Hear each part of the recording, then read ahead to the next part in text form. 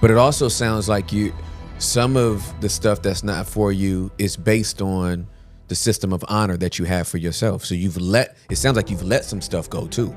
Yeah. Because you're like, yeah, nah, I can't do that. Like that.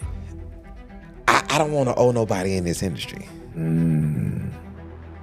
So it becomes an insult to me when people ask me why I'm not on a certain network. And because all I hear is, why you don't want them to own you? That's what all I hear when someone, why you not on this? Why you not on that? And all I hear is, why you don't want them to own you? How come you don't work on that plantation? Why you ain't trying to? The thing is, why don't you respect independence? Why you don't respect self-investment? Why you don't respect having integrity? Why are those things not respected? I think that some things have been said so much to where it has become the... Okay, wait, it's November and it's time to be thankful. That's right. Join us this month as we take a moment to be thankful. Here's what we're doing. 1, share your story with us. 2, gift the B-Side subscription if you're already a member. And 3, invite someone by sharing your favorite B-Side episode with them. That's it. Let's be thankful. And yes, let's enjoy the show. In 3, 2, 1. Please don't push me. Please don't push me, but y'all push B. Now we got dwellers from Cali to Flatbush B. Now they got heat on they feet that say press B. And now we so deep in the streets, y'all can't stress me. Can't curse me, then bless me. I'm crucifying my flesh, that's less me. SAT from preaching, can't test me. Atheists are now believing, that bless me. Yeah, we got the basement replacing any of those worldly pursuits that y'all chasing, any of those trials and tests that y'all facing, any of the relationships that y'all changing. We rearranging, making the shame shift, giving Satan back what's his, that's the blame shift. Rise up and walk commands, that's the lame shift. Cheat codes for living this life, that's the game shift. All on Yeshua, man, the rest is manure, man. I'm dying daily, so I rise up a purer man. Pressing B daily, so my sins looking fewer, man. Washing the blood, so my sins down the sewer, man. Yeah, so press B with me, and let's let whatever gon' be just be. Yeah, so press B with me, and let's let whatever gon' be just be. Welcome to the basement, ladies and gentlemen. I am your host, Tim Ross. Shout out to all of my dwellers from all over the world. I'm so grateful that you've taken the time to tap in for another pod. Thank you for normalizing vulnerability in your life so that you could be fully seen, fully heard, fully known, fully loved, even if you're not fully agreed with. I appreciate you. And if you've downloaded that B-Side app, thank you so much for creating a safe place for people to give the gift of their vulnerability. I appreciate you. Thank you for rocking out with us. So, as you can see, I'm not at the crib. We are on the road. We just bum rushed a Westin hotel and switched it up so we could talk to my guest, who I'm trying to act like I'm cool, but I'm not. I'm so excited that I get the opportunity to talk to him. If you have not been exposed to this man's comedy, his humor, his just perspective on life and the stories that he tells, I don't know what rock you've been hiding under or why your YouTube algorithm hasn't brought him to you yet. But he is, in my opinion, one of the most authentic, refreshingly authentic comedians that is out right now. And I'm just grateful we get to have a conversation. So I got to do the way that I introduce all guests. Ali Siddiq is in the building, ladies and gentlemen. Let's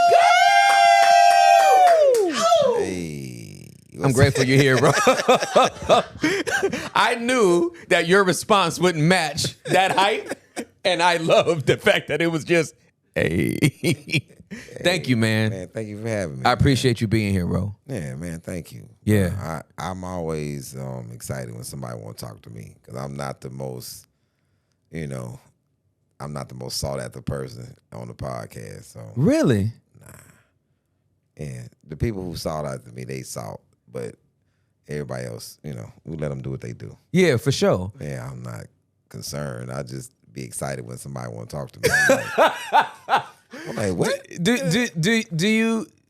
you think it's because you're out there now, so like I would assume, but I guess it's preference too. I think I am, but I'm not. Okay. I'm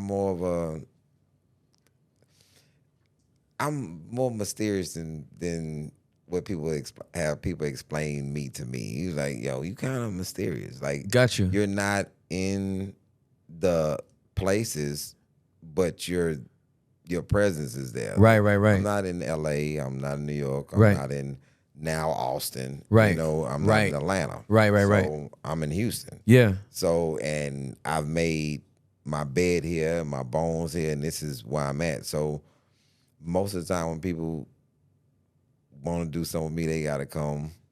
Like we did. Yeah. We came to Houston. And he's like, well, how you feel about that? Like Hakeem Olajuwon. That's everybody who he's not really talked about a lot. Yeah. But everybody who's great, the reason why they're great, they came to see him. Absolutely correct. Kobe came twice. They came to study the footwork and get it down, and then he sent them with the magic, and then they became what they were. So I'm always cool for somebody to come kick it with me, you know, because I think that I'm different. Yeah. In a lot of aspects. Like, you asked me a question like, what was on top of mind? And I was like, the person that I am is like, should I really say was on top of my mind? Yeah. Or is it too complex was on top of my mind for not the person, for the setting, or the for sure. podcast or the conversation. Yeah. But I think that these type of things are jovial. It has a place. Yeah. And I explain myself like I explain comedy now. Yeah. You know, it's been my life is not a joke, but it is jovial. You know what I'm saying? Mm-hmm. You know, it's been a lot of serious moments, and the serious moments have been I've been able to make it through because of the being jovial. For sure. Absolutely. You know, Yeah. And I remember my mom was going through a situation where she was going to have to lose her hair, right? And she was really down about this. And everybody was in her room, and they were talking to her, and they was trying to get her to understand. And then I came in. Hey, what's the problem? I don't want to lose my hair. I said, what? I said, who I look like? She said, me. I said, am I handsome? She said, to me, you beautiful. I said, so that's what you gonna look like with no hair? Dead meat, bro.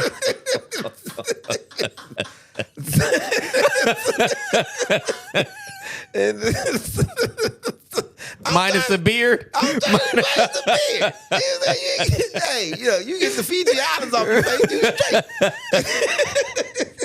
Did you say the Fiji Islands? Hey man, I ain't really got no beard. I'm dead meat, bro. I'm really sitting over there looking at yours with a lot of envy over here. I'm like, man, he probably can cut that off and be back by 4 o'clock. And then, I don't have no 5 o'clock show. This is my 5 o'clock show. You got a 3:45. Man, if I cut my facial hair off right now, this is 7 years of tended growth. Like, I tended to this. Like, I moisturized my face. Bruh. I'll never forget this lady walked up to me and said, oh, I like the design of your beard. I was like, what, this alopecia right here? It won't even grow right there, man. Oh, my God. I was happy until you brought up saying my dysfunctional beard. This like the Fiji Islands. None of this connects. Me and Anthony Hamilton try to make this look good. Me and Anthony. It's like me and Anthony, the only people that's trying to make this sexy. Oh, my God. Hey, man, some of your beard missing. Hey, bro, that's why I don't get it dyed or nothing. I don't get it filled in, because the people gonna know. They gonna like, that is definitely filler right there. There's no hair follicle or nothing right there. He's disgusting. That's shoe polish for sure. That would be shoe polish. He is definitely doing something to his face. Oh gosh. Like I don't even think people would even this how crazy it would be. People would do this. They would be talking to me and talking to somebody else at the same time. He's definitely doing something to his face and looking at me. Like I'm not even gone. They be like, do you see it? Because I see it. Having a conversation about you in front of you. I think people do this. Hey, get on your face. Get on there. You had something on your face. Like that was the powder. Yeah, exactly.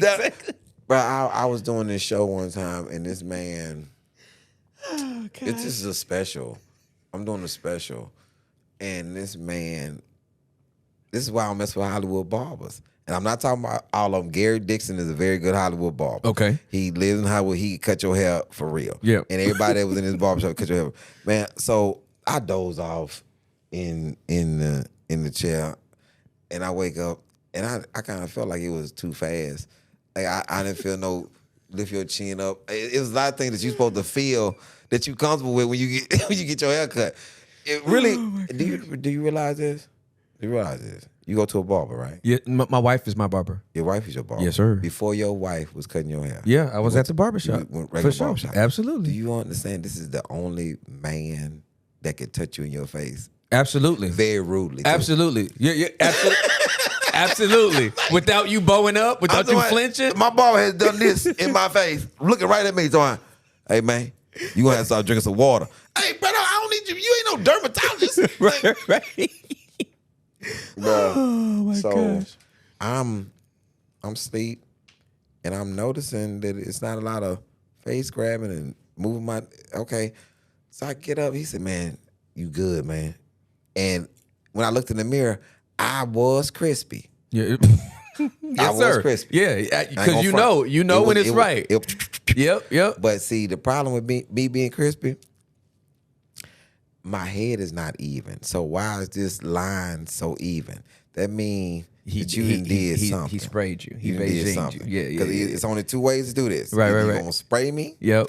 Or you gonna push one side of my edge or back to where it don't go. Now I'm looking awkward. Right. Hey, bro, my head ain't even. You need to talk to me before you start trying to fix stuff on me. That's not broken. Yeah. I came out of my mother's womb like this. Don't disrespect my mom's vagina. You know what I'm saying? This is how this happened.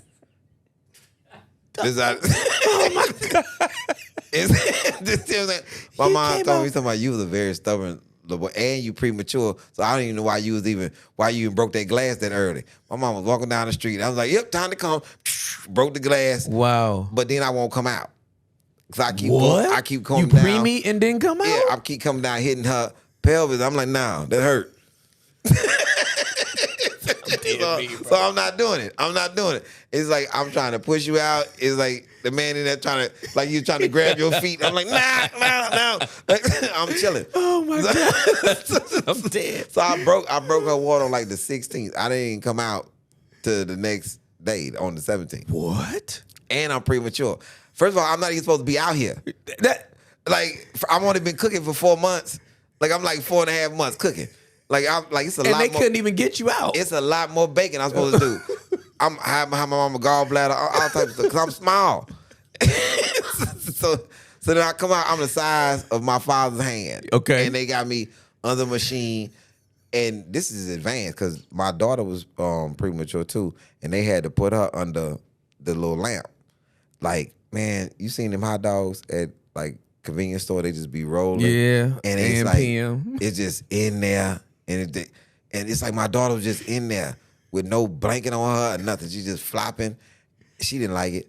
And it took me back. I was like, I can't remember this. You don't remember no damn NICU. I'm like, I can't remember this. Flopping and shit looks familiar. Carried on. I remember this flopping. So when I'm thinking about my life and how I'm going through things, yeah, either it's very premature that I'm doing something premature, not bad. Right. I'm just the first doing it. I'm ahead of the curve in some things. Yeah. So when you ask me what I'm thinking about, what's top of mind, The top of mind is, how do I get people to understand just because you heard it doesn't mean that it's true. It does not mean that it's true. It doesn't mean that you have to accept it. It doesn't mean that this is the space that you're in, because if you think about something, I'm trying to understand, why is the hood dirty? I'm confused. Like I'm literally confused by now, because the hood is described as criminals, poverty, low education, all of these things, right? And it's dirty. Don't nobody want to live there. It's packed. And is that a consequence of people believing that you're supposed to be like this? Because if I look at it on a different scale, I was a person that was incarcerated from 19 to 25. What would you say that was in prison? Is it the same thing that they say that's in the hood? Crime and dirty and low poverty. Right. You say the same thing that's in the hood, right? Right. Okay. Cleanest place I ever been. Prison. Nobody that's a man there is going to accept somebody in a cell that's dirty. I've never lived in a dirty cell, and I've never lived with a dirty person. I've never lived on a dirty block. Wow. Because we not going to tolerate it. Right. We as the people, the uneducated, the poverty, the dirty, the criminals, we're not going to accept it. We're not going to accept you not being honorable. So the correlation, if it's the same people, the same demographic, why don't you do what my mom used to do to keep the hood straight? Like in our apartments, we stayed in some apartments. It was 2 apartments upstairs, 2 apartments downstairs. Then you had the back 2 apartments, 4 sets of apartments, right?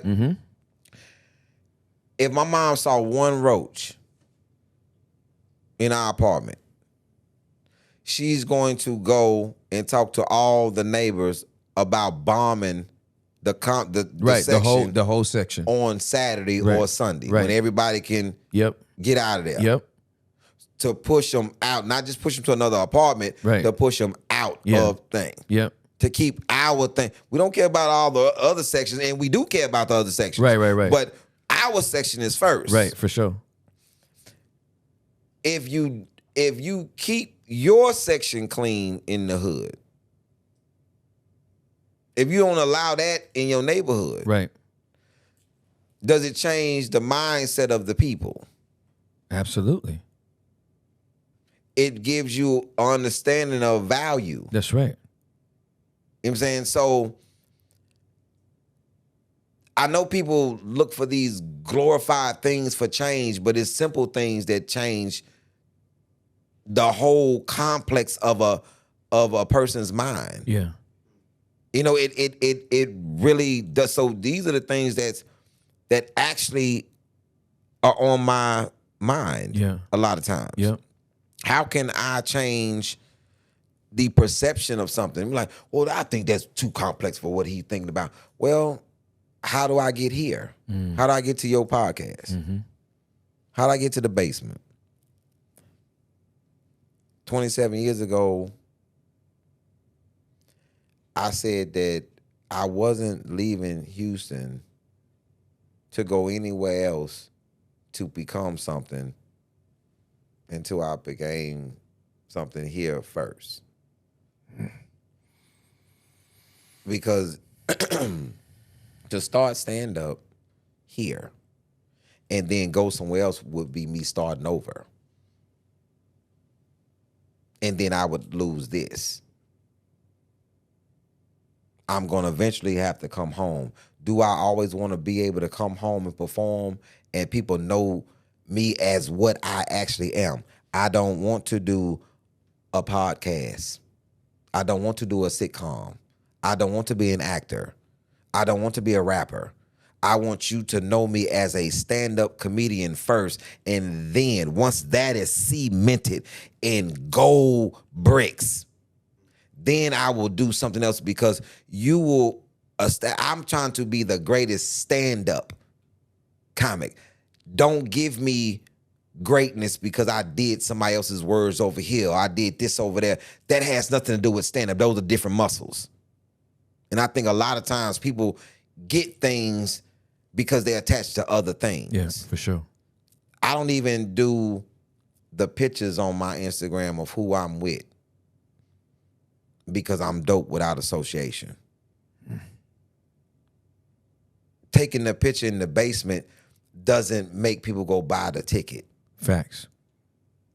Me doing a great job on the basement, me having a real conversation on the basement, them listening to what's in my head will make you buy tickets to because I'm under the guidance of Billy D. Washington, another great comic, which I have a book coming out called Applied Advice. Okay.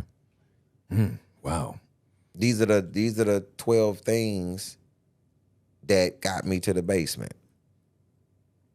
Because I'm 51 now, and I'm still under the same tutelage of coming up.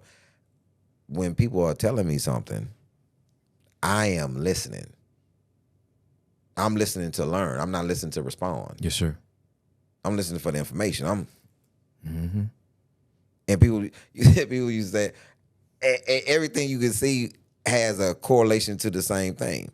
So my career is, I did not believe that a prophet could not be honored in his own home. It never made sense to me. I think that people take that and they say it as a acceptance. And an escape. Yeah. Like a justification to leave. Yeah. Like it's too hard here, I got to go somewhere else. Yeah, but that's not what even go to the store, that's not what was being said. Right. It's trying to understand, why are you not listening to me? right. Hey, bro, I came up with you. Why you not listening to me? Yeah, for sure. Absolutely. It doesn't make no sense for me to listen to this person. You ever bought windows for your house? Never. I never bought no window for my house. So these are the scales of things. Yeah. How old are you, my brother? Not 49. 49. Yes, sir. So you are an adult. Yes, sir. And at 49, you're going to get growner. Yeah. Facts.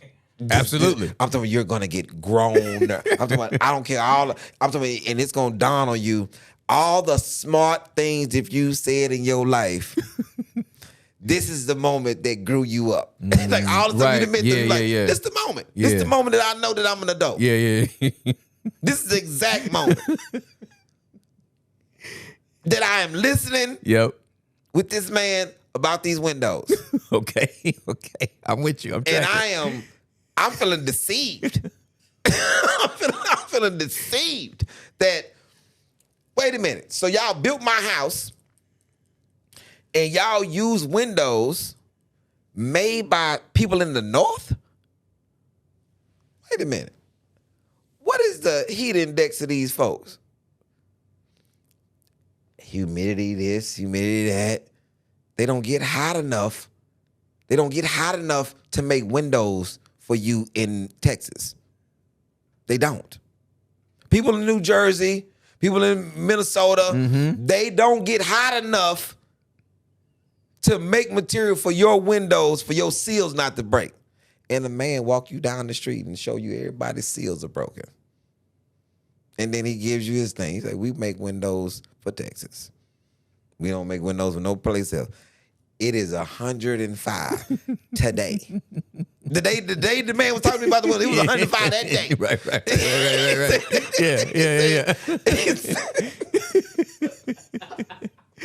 He said, bruh, do you want your window seals cracking? I said, no, I don't. This man took me through all this. I went through a seminar and I was happy to do it. I was so happy to go through that seminar, and I left that. I could have been a window salesman after that because I had all of it down. Right. And then, so I'm like, brother, you know what type of gas you got in your window, brother? See, that type of gas is slow seeps. Do you got extra UV in your window? Bro, the moment I knew I was grown was when I bought the care package at Cadillac for my car. I'm not going to no other mechanic. Yeah, I'm going to Cadillac. That's it. This is when I knew that I was my mother. My mother, as an Audi, she's not going anywhere. Yep. But I wish you would try to touch her car. Yeah. And you ain't got Audi certified. Right. She ain't going to Jiffy Lube. Man, not for oil change. Yep. Not for, man, I go get my oil change, my car wash, my windshield. I go to Cadillac. Yep. And go in there and give them people my car. And I go to the reception area. And they have snacks, they have TV, coffee. It's all type of young ladies walking around there in work pants that's delightful. You know what I'm saying? Delightful Cadillac pants. It's something about a woman that look good in her work pants. But this is for work. This is not even for These are work attraction. pants. She wouldn't wear them off outside of work. Man, your last name Rouse, right? Yes, sir. Boy, when I saw you on that thing, man, let me tell you, it took me back to when I'm talking about. This is one of the women in my past that was. When I was in the streets, that was my lady. Like this is when I had a lot of money in our house. Yes, sir. Like 84 grand. Okay.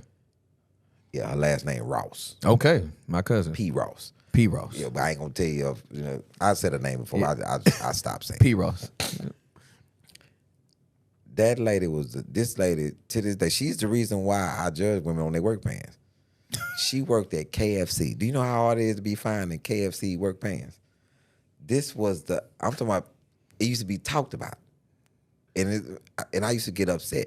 That's when you know she fine. Say, man, boy, it's a little I'm talking about that random conversation. You in the barbershop. Yeah. Boy, and they eating hot wings. Say, man, I ain't gonna lie. Best thing about these little hot wings, they look gallo over there on KFC on Bel Air. Oh, boy, she fine. I been sitting there. Because you Y'all know it's just her. tight. I know who you talking about. This. You talking about P. Ross. Talking about P. Ross. Yeah, that's P. Ross. P. Ross is outstanding, right? So when I look at how things go in my life, everything correlates even from past to present. I can reach back and be like, this is what I was like back then. And this is why I do this. And this these things that you keep that are beneficial. Yeah. And even some of the negative things.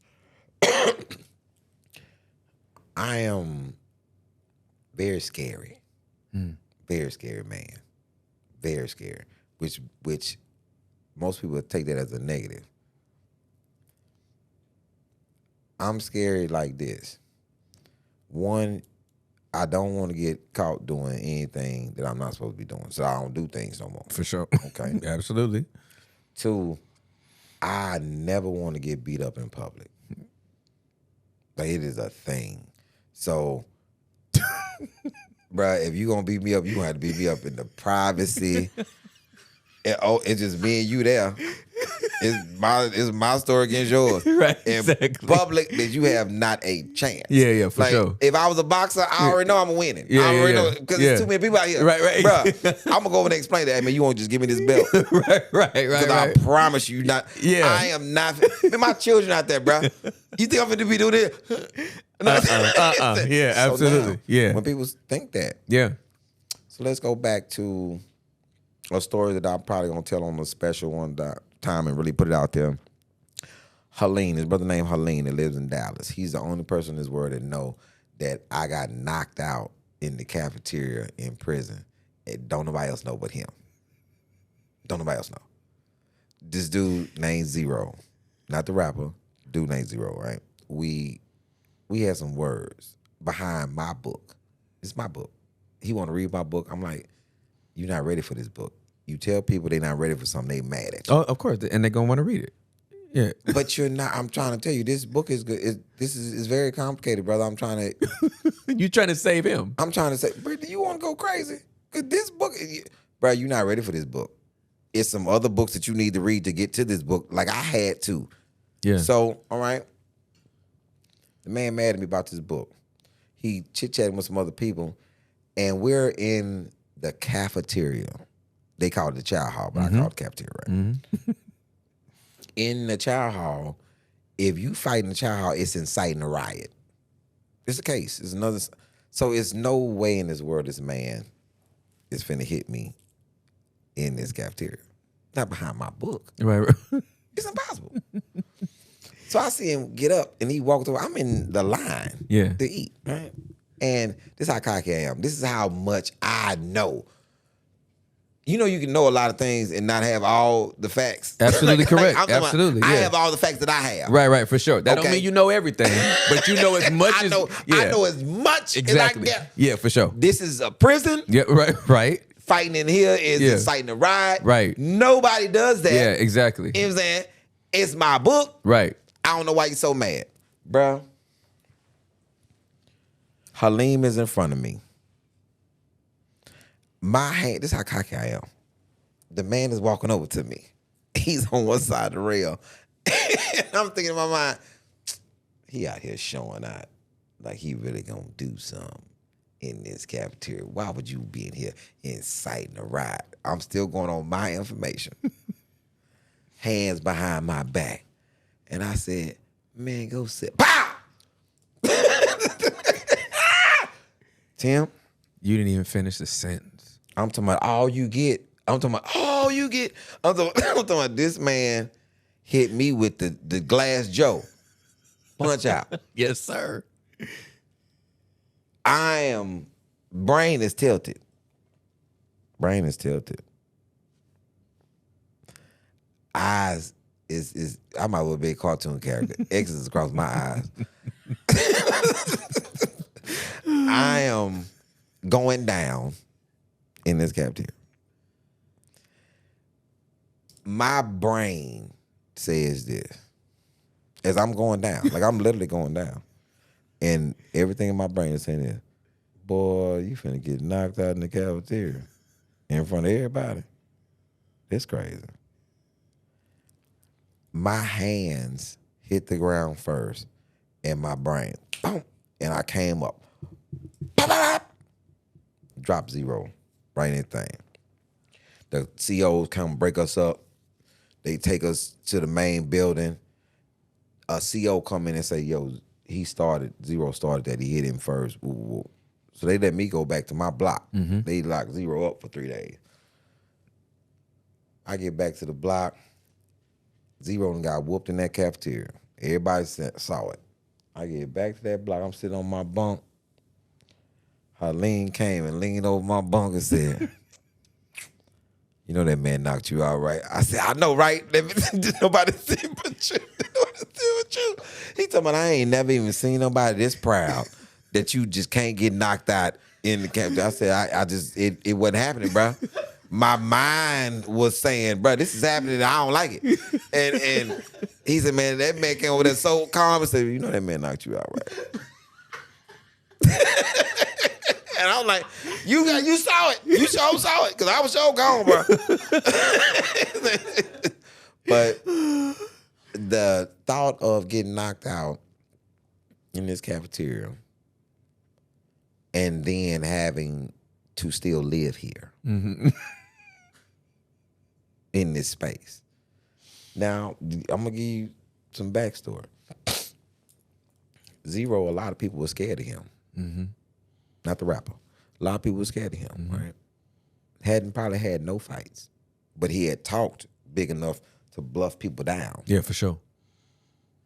Now he's had an altercation, and he's lost.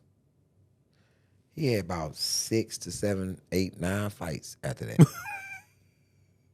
Because now people see that you not that no more. You demystified him. Yeah. You demystified him. Because you mad at me behind a book that's mine. Yeah. And I'm telling you, from experience. Mm-hmm. Hey man, this is a book, and I'm not saying you can't read that. I'm saying you should read this and this first before you get here. Mm-hmm. I understand that people don't like people telling them the steps. This is why the hood is dirty. Because people don't want you to tell them the steps. They would rather believe that it's supposed to be like this than tell you why it doesn't have to be. You know what I'm saying? So you change things with things. Voting don't work. Then why they trying to stop you from doing it? Right. Right. Like what are we saying? Yeah. So not voting is the reason why you don't have a bilingual school, elementary school in your neighborhood. Yeah. When you know you live in a bilingual world. Right. Not voting is the reason why the school system in this country is 29th in math and 30th overall, 28th in science, because you based on a system from the 1940s. You know what I'm saying? Yep. So why a lot of these children are in disarray because you send them to school with people that don't want to actually be teachers. They want to be something else. So if you want to be something else, then that's what your mind is going to be like. And I don't send my children to school for you to promote things that I'm not about. Right. For sure. Like materialism. Yeah. Do this so you can get a job, so you can but what about loving what you do? Right. What about community? What about passion? What about inspiration? What about me trying to achieve something that's never done before? What about, it's like you killing my brain cells with your industrialized complex of thinking, but you're not teaching me how to live. Yeah, for sure. But I'm not the smartest, and I'm not the happiest. And I'm not the healthiest. But so what do you want? What do you want from me? I'm not the smartest, I'm not the healthiest, and I'm not the happiest. We have a lot of depressed children. Think about that. Depressed children. Yeah. That's crazy. I wasn't a depressed child. Yeah. No. Because I didn't even know I was poor. That's right. Ever. That's right. Somebody told me I was poor. Yeah. Absolutely. I have a saying that my bougie friends are less valuable than my hood friends in my legacy to life. My bougie friends, I'm going to die and they're going to mourn and then they're going to move on. My hood friends are going to put me on a t-shirt every year and release balloons, pollute the air for me, and Throw a dove down the street. I'm talking about they gonna throw a party. Hey man, you know this boy, and say stuff that I would say and watch my stuff. They gonna they gonna keep the legacy.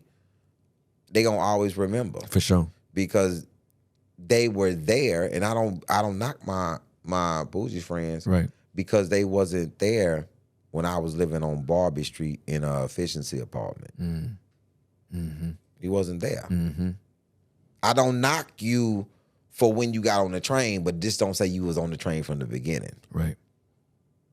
because you wasn't there. Right. You wasn't there when I was pulling up going to talk to troubled kids, but I'm outside troubled because it's cold and I'm in an expedition with no heat and no AC. I'm dealing with the elements. I'm 2005, I'm sleeping in the garage. I'm already on TV.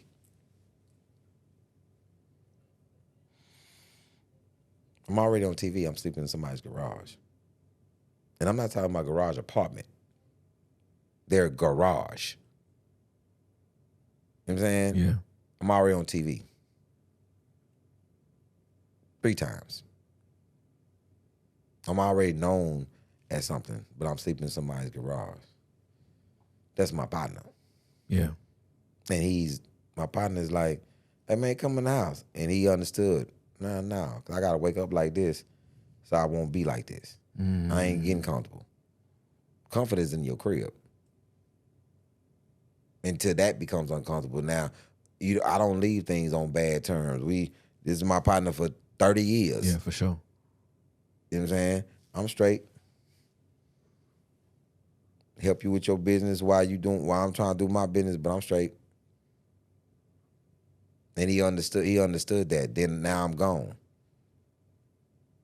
2007, I listened to some advice that somebody gave me because I'm a listening generation. Yeah. Rob Stapleton called me and said, hey man, get out them chitlin circuit rooms, bro. Get out all them urban rooms, man. Get out of there, bro. Get out of there. What you have is too big for one ethnic group. You gotta go to the mainstream, being exactly who you are. Opportunity comes up to open for DL, and the man already told me I'm gonna have to take some steps back. Opportunity come up. Malik asked called me, hey, DL wanna host for his show. He usually do a 2-man show, but he want to host, which is odd because he exactly right. He do 2-man shows. Yeah, for sure. Absolutely. He want to host this time. Cool. 2007.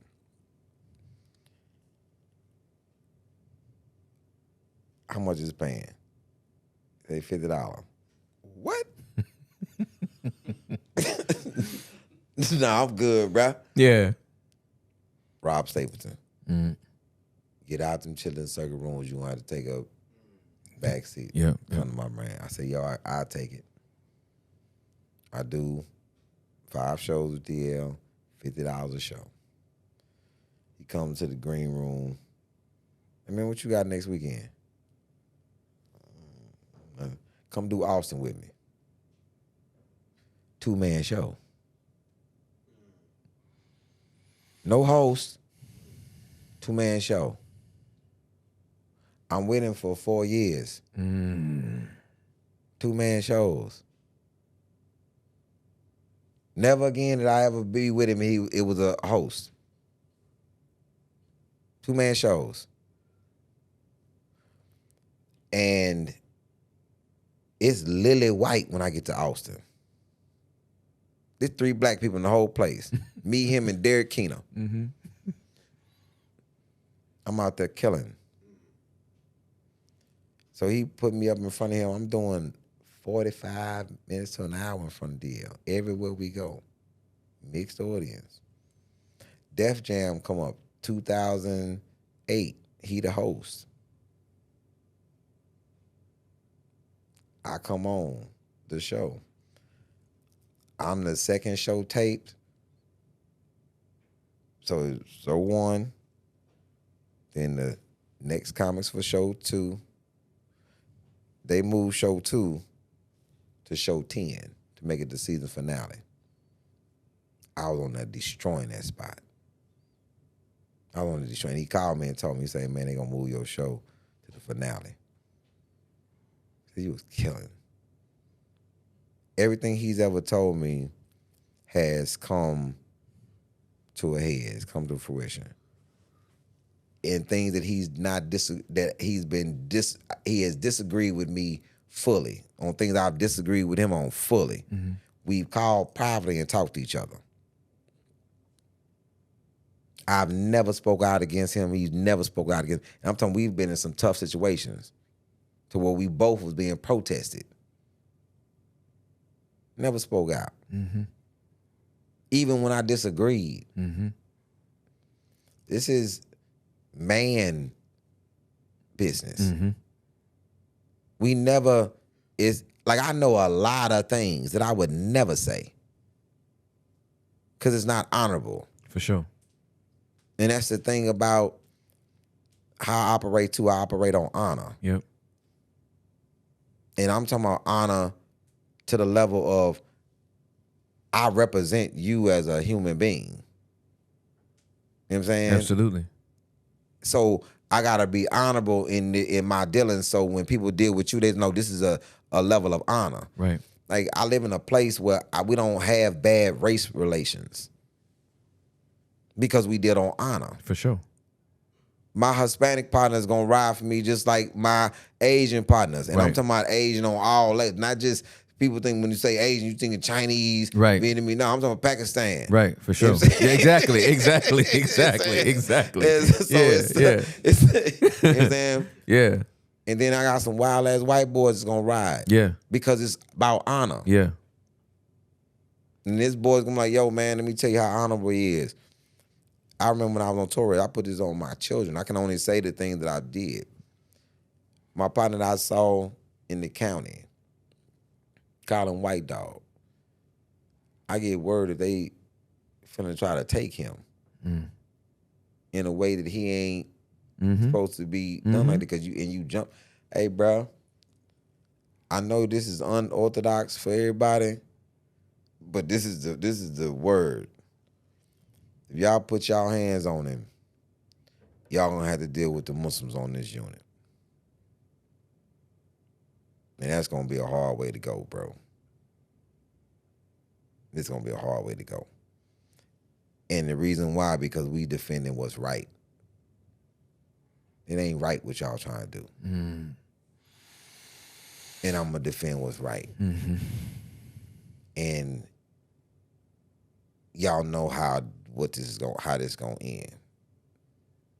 You don't try to take no man, make no man nothing. And it's the positions that I'ma always be in when I do something. I'm putting my name on this. Yeah. And in the streets, and in this industry, and in this life, my word is my actual stitched bond. Yes, sir. Absolutely correct. Like it, bro, this is pressed on and then stitched where it don't come off. Yeah. If I give you my word, and I hate sometimes, man, I've given some people my word that I was like, damn, boy. Yeah. Boy, that was 1990, man. I was different. Right. My man that fell on his back, and he's like, he used to be up. He fell on his back, man, and you told me if I ever needed something. That's 35 years ago. Man, I come through, get that man that bread. He said he's been, and I don't care what he gonna do with this, but I gave my word. Yes, sir. Absolutely. And that means a lot to me. Yeah. And if I say, hey man, this is what it is. And sometimes to a fault. Yeah. He's been, man, my boy Drake been with me for a long time, and he's like, he gonna stand on this.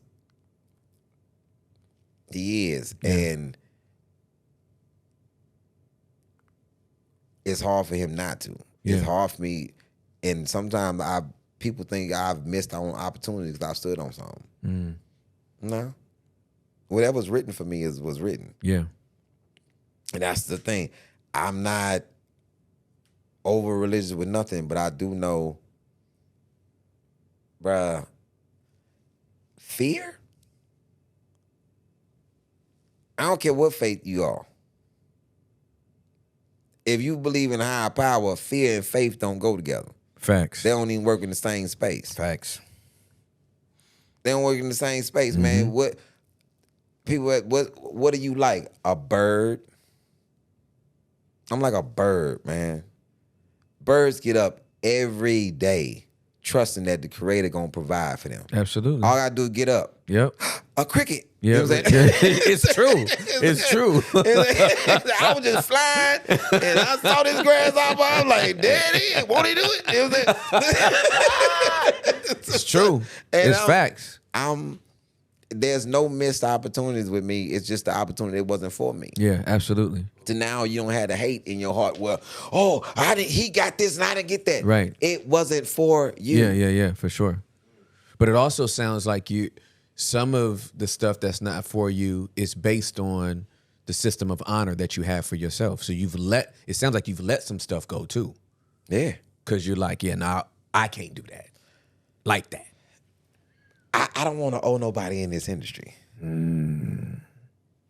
So it becomes an insult to me when people ask me why I'm not on a certain network. And because all I hear, why you don't want them to own you? That's what all I hear when it's on. Why you not on this? Why you not on that? And all I hear is, why you don't want them to own you? How come you don't work on that plantation? Why you ain't trying to own you? They'll let you in the house. Yeah, exactly. And my thing is, why don't you respect independence? Why do you don't respect self-investment? Why you don't respect having integrity? Why are those things not respected? I think that some things have been said so much to where it has become the lie truth. Cause you didn't grow up in Hollywood with bad black influences on television. Wow. All I want you to do is name them. Yeah. Because I was never depicted. I never saw growing up, and I'm a TV kid. What show depicted me in a bad light that was a black show? The Jeffersons? Nope. Good Times? Nope. Cosby? Nope. Cosby? Nope. Martin? Nope. What depicted me? My Wife and Kids? Nope. That's My Mama? Family Matters? Nope. I'm trying Give to Me a think Break? Nope. Different Strokes? Nope. What depicted That's me? the roll call. Yeah. Sanford and Son? Yeah, nope. What depicted me as being Wow. Cotton Comes to Harlem? These boys was dignified. They dressed up every day in suits. That's right. I didn't have these. Even when the father wasn't there, he had died. Right. Yeah, he didn't leave. He didn't leave. Yeah, there was no custody splits. You know what I'm saying? J.J. Evans hasn't seen his daddy in 4 episodes. That was not the case. James missing. James moved to the other apartment. He would what was Penny's mama's name? He ran off with Penny's mama. Chicago. That was not the case. Man, what is? I'm like, right, what happened? Yeah. I grew up when hip hop wasn't already formed yet. I was a part of the formulation of hip hop. Yes, 51 years old. Yeah, absolutely. You know, the clothes wasn't involved yet. Right. You know what I'm saying? Breaking and DJing. That's right. And everything hadn't merged because this was just rap. That's right. over here. Exactly. You know what That's I'm saying? exactly right. And what we rapped about was, I'm dope, and that's not taken away from your dopeness. That's exactly right. That's exactly right. It's not taken away from your dopeness. Nah, not at all. It's- Not at all. you know what I'm saying? Absolutely. We don't even got the same Absolutely. stuff on. That's what it is. You know what I'm saying? Exactly I right. like balance, It ain't you like Gucci. That's right. I'm Absolutely. dope. That's right. Yep. I'm dope in these K-Swiss, you dope in them capers. That's right. That's right. That's facts. That's You know what I'm facts. saying? Yeah. So Yeah. I'm not in this world of everything has been negative, and now I'm so frustrated about everybody person come from struggle. Every last one of us. Nah. From struggle. Nah. I've said several times on in the domino effect, hey man, I never had to sell dope. My mama had a job. I wasn't mentally prepared and mentally strong enough not to succumb Right. to peer pressure and what's out here Right. and what I'm thinking is to be a man. Right.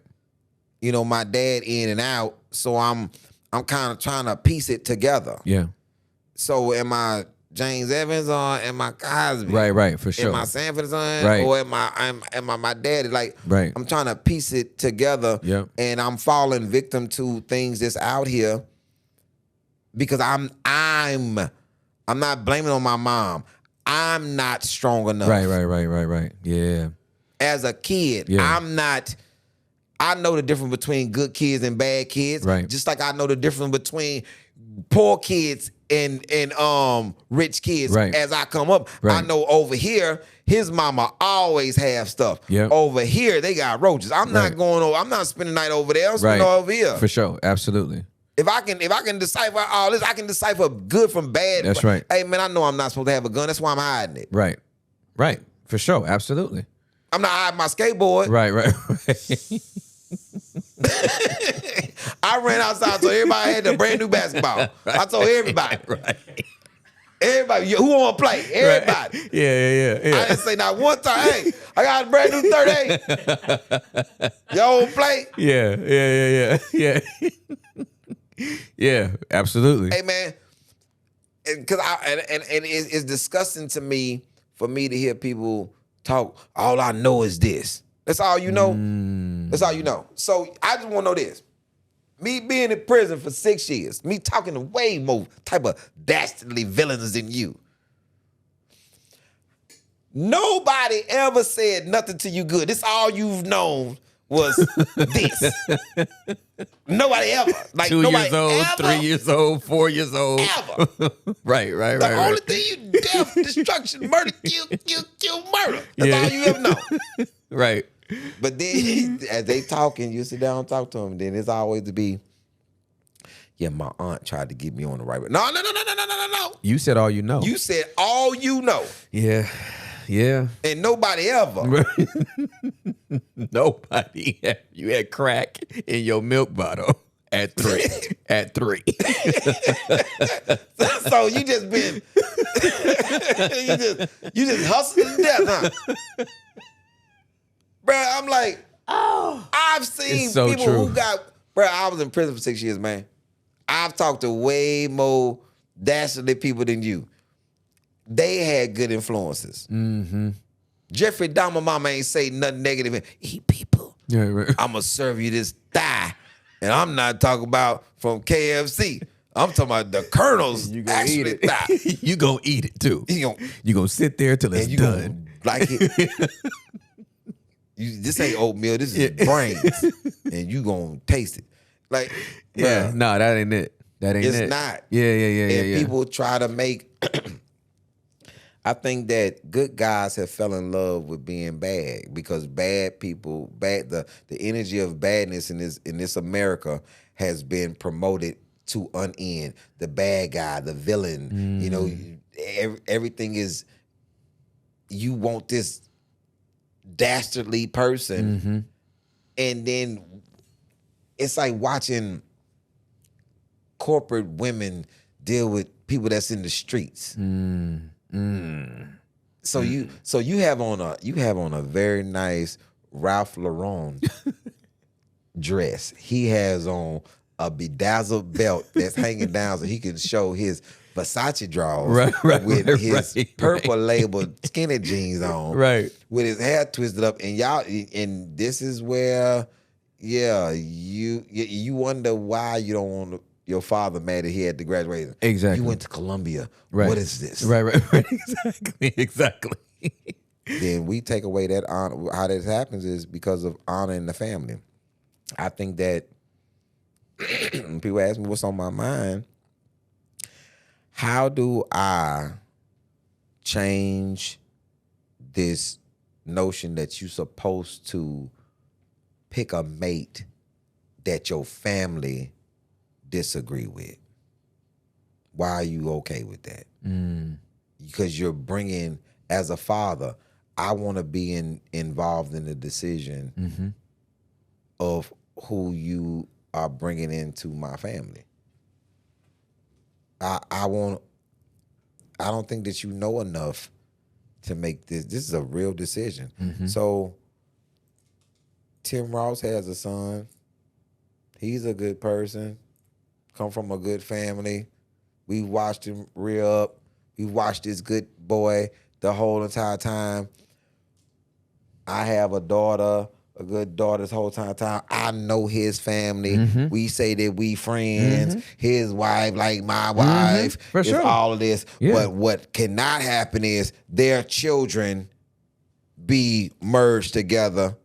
Why? You just said all the good stuff. Right. All of this. And let me tell you what happens with this. I know I don't have to worry about no domestic violence. I don't have to worry about his family, my daughter not being taken care of, or his son not being taken care of. It's so many lines of communication. We having problems. Hey, man, let's get this boy. Talk to him. Whoa. Absolutely. It's so many lines of merging things, but that's not happening in this country. No. Friends don't even want they friends offspring. Yeah, for sure. Absolutely. So Tim's son is messing with some whatever lady that you constantly see this go. My daughter messing with some dude that don't match her thing, but he's right here. Yeah. What she needed was right here. Right. Because we had dinner together 2 times a week. Right. We celebrate stuff, but we never thinking that my good ass daughter and my good ass son merge. Right, absolutely. Why not? Yeah. Yeah, I've literally told my friends, I was like, I want to do like a retreat. It's a conspiracy. It's a hell of a conspiracy. But I want to do a retreat with just my friends who got children the same age as mine. And I just want them to have fun and see what happens. Like, I'm not, you know what I mean? I'm not going to pick them out, but I know you got 4 daughters and you got 3 daughters and we got 2 sons and they got 5 sons. And we just gonna have a retreat just between the 6 parents. Everybody like academics, everybody like achieving. Everybody like, look at all the interests. Y'all go out to the beach. Go to the beach. Go to the beach. Go to the beach. Go. We here for 10 days. You know what I'm saying? Hopefully something We're sparks. over here. Yeah, we're chilling. We're chilling because we don't care who you get with. All this is good. Yes. This is like the Columbine. Yeah. Man, he fast, ain't he? Yeah. That's what I'm after. I'm literally after that. But you're right. Bruh. The arranged marriages, them jokers stay together. Man, I just don't get what we missing. Yeah. I think what we're missing is a lot of honor. I think, man, the number one thing that's wrong with my ethnic group is propaganda. Once you get people to believe something, this is back to, I believe that the hood is supposed to be this. I believe that this is supposed to be that. Once you make somebody believe something, it's hard to get them out of that belief pattern. So I'm a frown at you when I see you, even in the airport, even though I don't know you, even though you a threat. As soon as I see you a threat, I don't know you. I don't know where you from. I don't know nothing about you. You in the airport, you ain't going to the same destination as me. But when I see you in the morning, you're getting a frown from me as competition. Because I don't see this.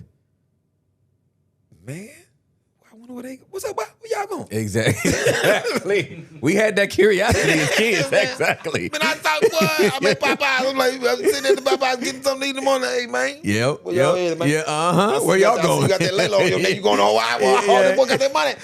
Yeah, exactly. It's like we find it hard to celebrate each other's success. That's right. Absolutely. And I want to be in the world where I celebrate the success of my friends. My friends. Yeah, for sure. Absolutely. My circle. Yeah, for sure. I want to celebrate the success of your kids. Yeah. And man, I don't understand why when you start having that, when you start picking up trash in the hood and taking care of your own section, then it's not the hood no more. It's just the neighborhood that I live in. It changes the thing. So when I am like, hey man, I heard, I know that was your daughter that was on the phone, my son, last night, because they was talking Spanish. How you know? He the only other bilingual child I know. Right, exactly. Exactly, yeah. I want to see. I want to be in the world like I am on vacation. Man, you ever when you're on vacation, your wife, your kids, you ever notice that you would just talk to the people that's on vacation? It's the truth, dog. You talking to the And people I'm an that- introvert, but my wife. get on vacation. yeah. Get on hey, babe. Yep. This Sam. He from Nantucket. I ain't never been nobody from Nantucket before. Just talking like, is that Tim over there? Just talking loud and just To a happy be stranger, something. a complete stranger. Complete stranger. Yeah, absolutely. And pulling up for lunch. Pulling up for lunch. Oh, y'all come sit over here. Come. It's roll. Yeah. That's how you doing? I just finished swimming with you. Right. Roll It's true. It's I got true.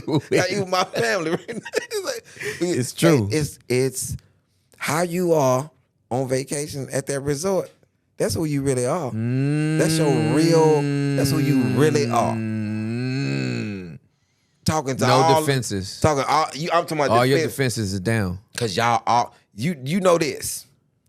If you at LeBlanc Hotel in Costa Rica, Yeah. and Absolutely. For sure. All inclusive. everybody here is the same. That's exactly right. I don't care what level That's you right. on, you the That- same. we all here. We are all here. This ain't no timeshare. No. Ain't nobody caught here with no coupons for Yep, this. absolutely, Hey, man. absolutely. Yeah. And you like, man, it's nice. Yeah. Hey, bro, Yeah.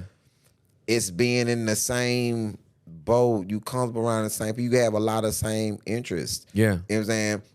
I've had some of the greatest conversations. I met a man because we had on the same timepiece. I'm swimming, he swimming, and I come up out the water, and he said, "Is that a sub?" I said, "Yeah." When did you get it? I said, maybe 6-7 months ago. You all got to be kidding me. I'm like, yeah, man. And they say, yeah. So I bought this one 35 years ago. Wow. Haven't been able to get another one since. Wow. Talking about Rolexes. Talking about this submarine Rolexes. And he bought this. And we just, man, what do you do? I say, I do stand up. One of my friends tried to do stand up. He was horrible. Never met him. You probably never met him. His name is Rick Carlisle. Like, no. He said, what you do? Man. So I build Walmarts, right? And what? Yeah, like I don't own them. I just build them. Commercial real estate, just did a lot of them. His wife comes over. Who you talking to, Sam? Sam, he's got it. He has a Rolex. He just got it. And then, boom. It's all this conversation. Now we at dinner together. Absolutely correct. And you know what he is mad at me about to this day? To this day. He's this rich man, because this is 6 years ago. We still talk. Wow. His wife, I was talking about we had got a water softener. And she's like, Sam, I want a water softener. And he's like, He's thank still you. mad. Thank you. Exactly. Thank you. Just bought her a whole furnished new house. Now she wants a water softener. Right. So, and then y'all go, yeah, Mr. Water Softener. Right. Because I brought it up. And Yep. to this day, and she just, she got a water softener. She got it. Of And course he she always got it. blames me for, Yep. yeah, so mine is water softener. Yeah, Mr. Water Softener right here. You know what I'm saying? Yeah. So it's, who you are on vacation, man, Is who you are. is who you really are. So how many people have not taken a vacation? So many people. That's the question. They don't know who they really are. You still got you walking with Tim's on the beach. It's gonna take you 2 days for you to figure out that you can just put on flip-flops or no shoes.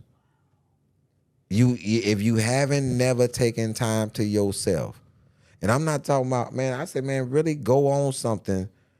Like I do this thing for myself. I take all July off, called holiday. All right? Yep, July. I'm taking the whole entire month off. I don't want to think. It's going to take me a week not to think about no work. Facts. That's absolutely correct. And so I need but I want to enjoy my kid. I don't, and then on this holiday, don't give me a schedule. I don't want to be nowhere. Nah, fam. No itinerary. I'm here. Yeah, exactly. If I make it down to the beach, you know what I'm saying? Hey, man, if I make it over there, I'm in a pottery class right now. I make it down there. You know what I'm saying? You done made my vase collapse. Man, I can't even believe this. And man, if you really want to sit in something, take all your homeboys and get a pedicure. All of them. Take however many homeboys you got. Yeah. Take all of them, get a pedicure. Yep. And see the levels of nonsense. Yep. You gonna got one who, this is your boy. This ain't like mine. You know what I'm saying? Then you got one like, man.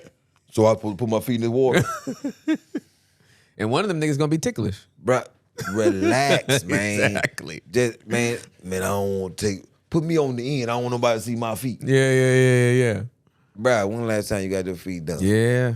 I ain't never got my feet done. Yeah. And we'll wear that like it's a badge of honor. Cause I'm from Inglewood, and the mountains is right there.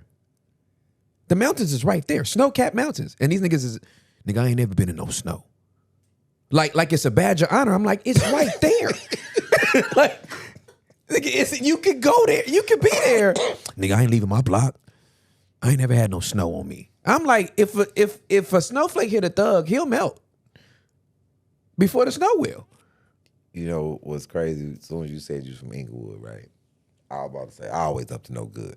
That's it. But I can't say that because I used to stay in Inglewood. Yeah. You know, my mom's from Compton. Oh, really? So, that's where my godmother lived. So that In was my grandmother. The church was in Compton. She lived in Watts. The Catholic church that's established in Compton was established by my family. Okay. Wow. My aunt Willa just passed last year. She was 106. Lived in Compton her whole entire life.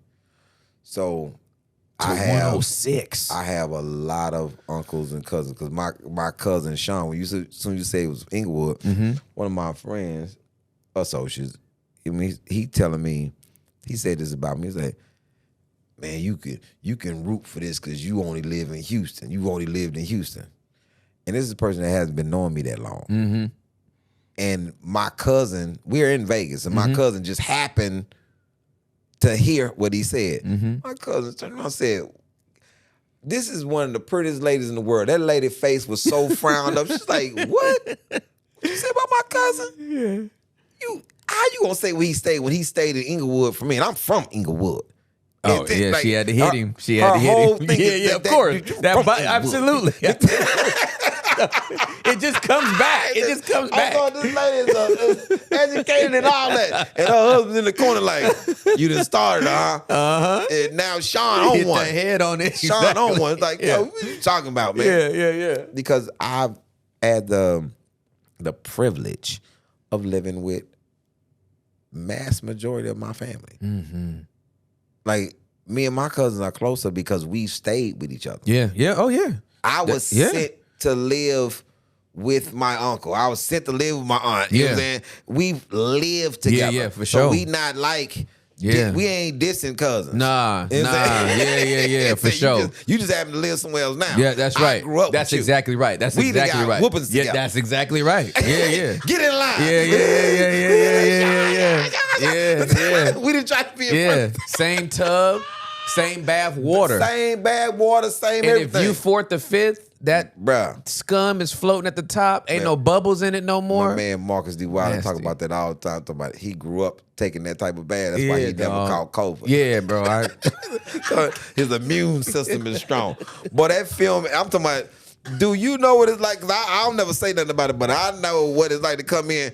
My grandma, go in there and take a bath. Yeah, listen. And I'm telling you, walk in the room, all 13 of your cousins is drying off. You like, no. Man, you might well put me in Mississippi pond water. Listen. I mastered washing up, bruh, because I wasn't getting in that. It's snapping turtle water. I splashed in it. It's a snapping turtle in there, man. I'm talking. It's so much gunk. Organic turtles is coming out. Man. And then you go in there, and one of your little cousins, he in there swimming. He like, say, bro, if you don't get out this. But he used to be in the pond. Yeah, that's exactly man, this right. water is pond water, bruh. It's disgusting, bro. I'm scarred. You in there with a clean towel. Hey, man, just run the. Okay, I'm going to take a bath with the water that y'all going to use to rinse out the tub after y'all let That's this exactly right. That's what I'll take. Exactly. When it's time to clean the tub, that's when I'll take my bath. Exactly. That's what I should have done. I wish I was smart enough. Standing on the comet. Comet. This is when I'm taking my bath. Absolutely. It's the truth. After your grandma that came and put the comet in there. He's like, oh, she about to clean it. This is when I'm finna take my bath. Exactly. Because she about to do it for us. She about to clean it for herself. Exactly. Yeah, she about to get Calgon taken away. Exactly. We got pond. The pond took us away. I'm to my boy, one tub of water. But she was not running no more water. No, that's literally my childhood. Your summers You're is with your 49, I'm 49. I mean, that's what I remember. Man, this is a generation where we was a little different. Mm-hmm. And I'm not even a little. We was a lot different. It's huge. It's a huge chasm. I don't understand how people even amazed by anything that I'm doing because I'm just a product of my era. Yeah, your generation. My era, we created rap. Right. We created graffiti. We created these things that did not exist before video games. The stuff we created made it to the Olympics. Yeah. Like you know what I'm saying? Like now, if we talking about breaking this year, oh no, that was terrible. yeah, we gonna just X that one off our record. We gonna get that to the Japan. name made it to the Olympics, not the art. Yeah, we gonna get that to Japan because we will let you have it. All these Japanese b-boys. Yeah. Boy, this was the worst. I'm talking about they didn't want to call nobody from our era. Ozone, Turbo, Crazy Legs, Turbo. You don't want to call nobody. Nobody. It wasn't nobody even from the community judging it. No, it was that was a travesty. And people was like, "Well, ain't no people." Man, bruh, this is what it would have looked like if I would have been judging moves that I know the people who made them. I'd be like this. Absolutely. Yeah. Yep. Look at the judge from the United States. I'm like this. Bruh. There's a lady, the Olympic divers. There's a lady my wife and I hate because she sees everything. She sees stuff there's no way she could see until the replay, but she sees it in real time. And that's how I see you or anyone else from our era judging the Olympics. Because when that dive happens, she's like, oh, damn, that toe. Did you see that toe wiggle? Did you see his toe wiggle when it went in? That's the judge is gonna deduct a point for that. And I'm like, the toe wiggle, nigga? Like, this is what we get? Your toe has all body parts that be stationary. That one toe was this way when the rest of the foot was this way. Like with comedy, I'm like that. This is why I don't know none of the new guys, and I'm ashamed of it. I was a new guy before, and I was the guy that was coming, and the older guys would be like, "Hey man, you want to watch this young boy?" Yeah, you know what I'm saying? I don't get that.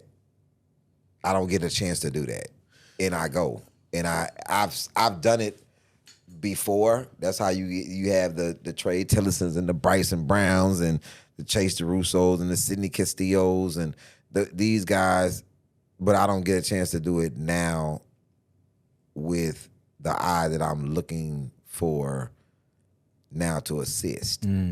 So I can go to open mic and I don't see it.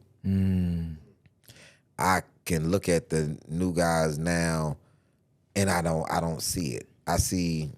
When you say it, what are you looking? What don't you see, or what are you looking for? I can explain like this. Jerry Rice. You ain't even got to finish your sentence. You ain't even got to finish your sentence. You have Might need to finish it for the people, but you have a lot of people who have a lot of cachet coming out of college and then they fizzle out. that's right. Jerry Rice. So He ran a Boz- heel in the offseason. So, and I give it to people like this. Most of these people are like Bosworth. Remember what happened to I Bosworth? remember a lot of Bosworth. hype came into them. I'm Yep. talking about this is the person. Yeah. Jerry Rice didn't have all that. No, he did not. And outlasted everybody. Outlasted and when Bo Jackson stepped on That's Bosworth's helmet, his chest, his spleen, his kidneys. That man ran, bruh. I've never even seen a football player get stepped on from his ankle Hey, to bro. his helmet. I've never seen it. If I was in a coma, that would have woke me up. I have not thought about that core memory since it happened. Bruh, do you see how he blew that man up? No, he I'm talking about he ran through him. That's why they changed the logo. Man, I think about it. It looked like a, you know how, in racing when somebody flipping and you just see the whole car just coming apart. Yeah, you yeah. Oh my God, they gotta be dead. Right. They gotta be dead. They are definitely dead. But they in the chamber. Bruh. Oh my gosh. He knocked so much paraphernalia. It was people all. This is why people start throwing they wristbands in the crowd. They say, "Oh, you can throw stuff in the audience, man, bruh." Bo Jackson, they should have. Y'all gotta YouTube arrested it. him. They should have arrested him. Bo Jackson just got arrested for a traffic violation. He ran over that man, and he failed to stop to hinder aid. Oh my God. That man. It was a hit and run. It was a hit It was and a hit run. and run. It was a hit and run. It was a hit and run. Man, It was a hit and run. And he was on the ground. He was on the ground, and it was bad. It was like, you heard him talking. They was talking. I thought the trainer was talking to him. Hey man, Bauer, talk to him. Hey man, you know what happened? Man, where you at? Seattle. It was a truck. That man You're ran on a over football field. That man ran. You're on a football field. No, man. it was a truck, sir. It was a truck. It was a truck. And it had John Deere on it. It was it was a lot that happened to me, man. Take me. That man came on. They tried to get into the sideline. That man, when they saw him take his helmet off, they said he's throwing his helmet out of anger. That man said, "Take me to the hospital now." Damn it. And this is the first time you've seen a paramedic back on the field. But the man was already standing up. Yeah. He walked in and got in the paramedics and laid down and closed the door himself. He looked at the Seattle. God, shut up. He looked at Oh, Tim. my That's what he God. did. He looked at the fans and did like this. And he closed the door. I'm not coming back. Dude. And he slammed both doors. And that man and Bo Jackson was in the end zone. He was in the end zone sitting on the ball. They talking about Golly. delay game. Bo Jackson. Like, what I'm I lightheaded, do? bro. What did I do? Good Lord have mercy. Hey, that's how it's the flash in the pan. It's the you coming in with so much hype and you're not really understanding that this man, Jerry Rice, is a pressure cooker. This is a slow cook. Yes, sir. And I'm gonna be around forever. Jerry Rice can go play right now. Yeah. He can go play right now. Yeah. Absolutely. You know what I'm saying? I think that I never wanted it fast. Hey, I'm going to just say this before we go any further. I don't even know if you're talking to anybody else. I don't care if nobody liked this episode or loved the episode. I need to hear everything you saying. They can vouch for this. Everything that's coming out of your mouth, I'm like, I hear God. Hopefully not, because you hear God. We on a different we're in a different space. I get what you're saying, man. I can hear like he talking to me through you, and it's confirming so much for me, like in ways that I can't even comprehend. Like I'm. You know, I asked about your show. Mm-hmm. And I called. I was like, "Yo, man, what you think about this guy's show, The Basement?" Like, man, he got interesting people on there. And then I say, "You know, Mike just did it." I'm like, "Word, Bowtie just did it." Then I went and I started going through. Mm-hmm. I called my man. I'm like, "Man, it's it kind of religious, like so to speak." He's like, "Yeah, but," I'm like, "Man, you know how I don't talk to Christians." Oh, what, you know, man? I say it's two different types. It's people who think that you're supposed to be like them, and it's people that understand that life is a journey. Mm-hmm. And then it's those Christians that I'm cool with talking to, people who understand that life is a journey and everybody's not on the same wavelength at the same time, but everybody's searching at the same time. For sure. You know, and it's like when you see people on the beach, it's everybody's playing with sand. They're just doing different things. Some people covering themselves, some people building castles, some people just digging, you know what I'm saying? But in the morning, the beach is gonna be back the same. It's gonna be back the same. No matter what you was out there doing, the beach is gonna be back the same. And then people gonna come out there digging and doing all this stuff again. And then when they leave, it's gonna erase. Back the same. Yeah. It's an etch-a-sketch. It's the clean slate thing. I said, well, he's probably gonna talk to me about whatever we gonna talk about. Yeah. I don't think he want all that stuff the same, and he may be that type of person that talk to people that's not the same as him. Yeah. You know, because my whole squad is made up of people who are different. Yeah. But the same goal. I don't talk to him about his faith. He do what he do with his faith. But in his faith, he's following the principles of being a good person in his faith. He's a Buddha. He's following he's this. This person don't believe in a higher power, but he's following the laws of nature. Yeah.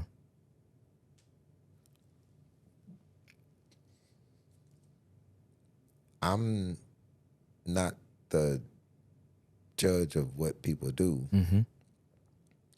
but I am a corrector of what you do. I'm gonna correct you on your term, like a coach. A coach don't correct a linebacker on receiver stuff. Nope. I'm gonna go correct you as what do you do? That's right. What lane are you in? What you do? Yeah, what you do. You know what I'm saying? Yeah. This is the correction on what you do. Absolutely. And I'm gonna ask that you correct me on what I do. Yeah, absolutely. How dare you let me be weak? How dare you don't test that make me the person that I say that I'm supposed to be? Yeah, for sure. Scariest thing that happened when I got locked up, when I got out. The scariest thing when I got out was now I have to become the person that I said that I was going to be in there. I'm going to be different than I was. Everything has to change. And now I'm a 25-year-old man trying to make new habits in a place that I have not been in 6 years. And I was a child when I left. That's right. And I've developed some bad habits from being in here. Yeah, for sure. Because I'm growing up in here. Man, I didn't know. It took me to 33 years old. And this is the thing about being honest with yourself. First thing is understanding about being honest with yourself. Who are you actually? Right.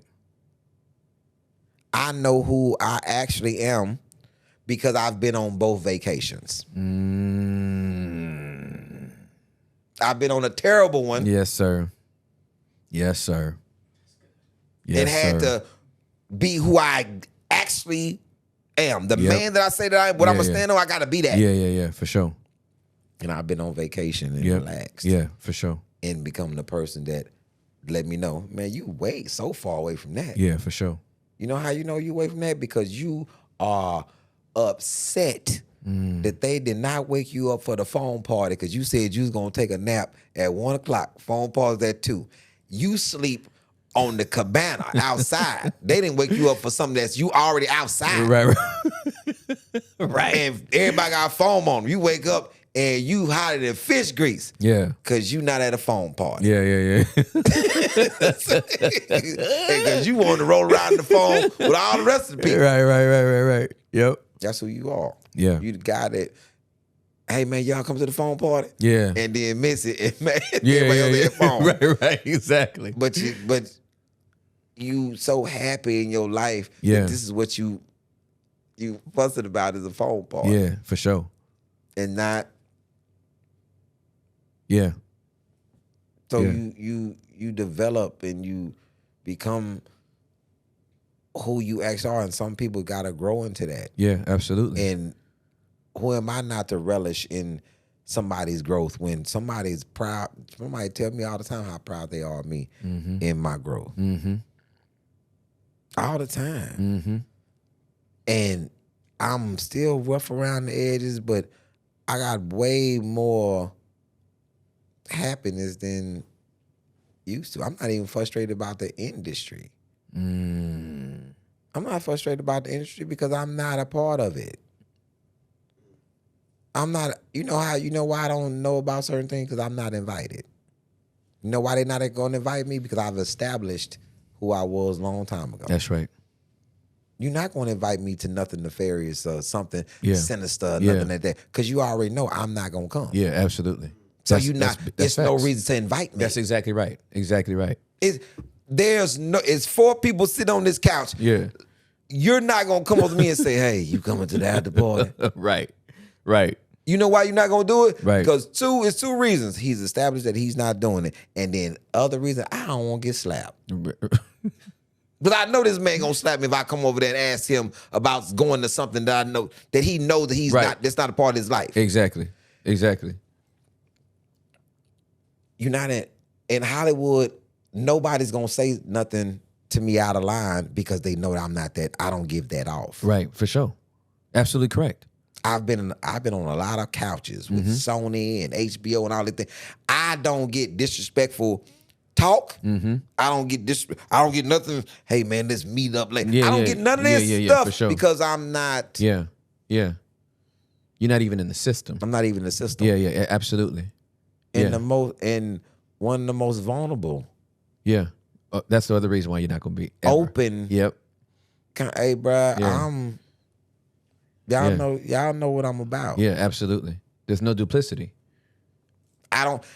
Even when people say, "Well, he like this because of this," I said, "Man, I can't pay attention to things that people don't understand." If you deem me soft because you seen tears come out my face, you don't know the gravity and the level and the complexity of tears. Facts. You have different types of tears. Facts. And It's crazy. when We you talk go to about different this type stuff. of tears, you understand that this is a mechanism that your body uses to cleanse. That's right. You know what I'm saying? Yeah, absolutely correct. And I can't sometimes slow down what I got going on to explain it. I said, hopefully they'll get it in the material. Hopefully they'll get it in the craft of what I'm doing, because I can't explain to you the different levels of tears. And if you don't know it, how long have you been living? That's exactly. Yeah. Because tears of anger are so different They are. from tears of joy. Tears of being proud is so different from tears of sorrow. Yep. they feel different. Yeah. The texture is actually different. The texture. The viscosity of it is different. Man, That's come on, scientifically. collegiate word. Yeah, Come on, it's scientifically proven. The viscosity of the tears are different based on the emotion. Yeah. So angry tears are slick. They shoot down your face. Cause you probably want to shoot after those tears shoot. Like you know what I mean? It's crazy. But there is more salinity to tears that have to do with grief, that need comfort. And tears are a mechanism for other humans to come care for you. Angry tears don't do that. They make people run from you. So no. But these are the things that they don't think that men had these conversations. right. Man, I don't know if people understand the comfort of that. I remember my father came to see me, and my father's. No, I don't cry, but he hugged me, and I just broke down in his arms. Yeah, for sure. And he's like, man, what's going on? And he don't even know. He's like, man, what's going on with you? Right, you don't even know what to do with it. Man, You're just a little kid again. You get to be a little kid back, again. Yeah, you know? yeah. And it didn't happen with my mom. You know, it's these things, man. I've hugged my son and told him how much I loved him. And next thing I know, he wiping his face, and he's not crying, it's me. My tears are going down his face, and he's just wiping them. And I'm just trying to give him an understanding of, bruh, I don't think that you even understand how much I love you, bro. Yeah. Like how much and how happy I want you to be in your life. I didn't have somebody that cared for me this much, bro. Like I just didn't. And outside my mom, right? But I needed this from somebody who had the same organism, the same body structure as me. Yeah. To let me know that, bro, this ain't.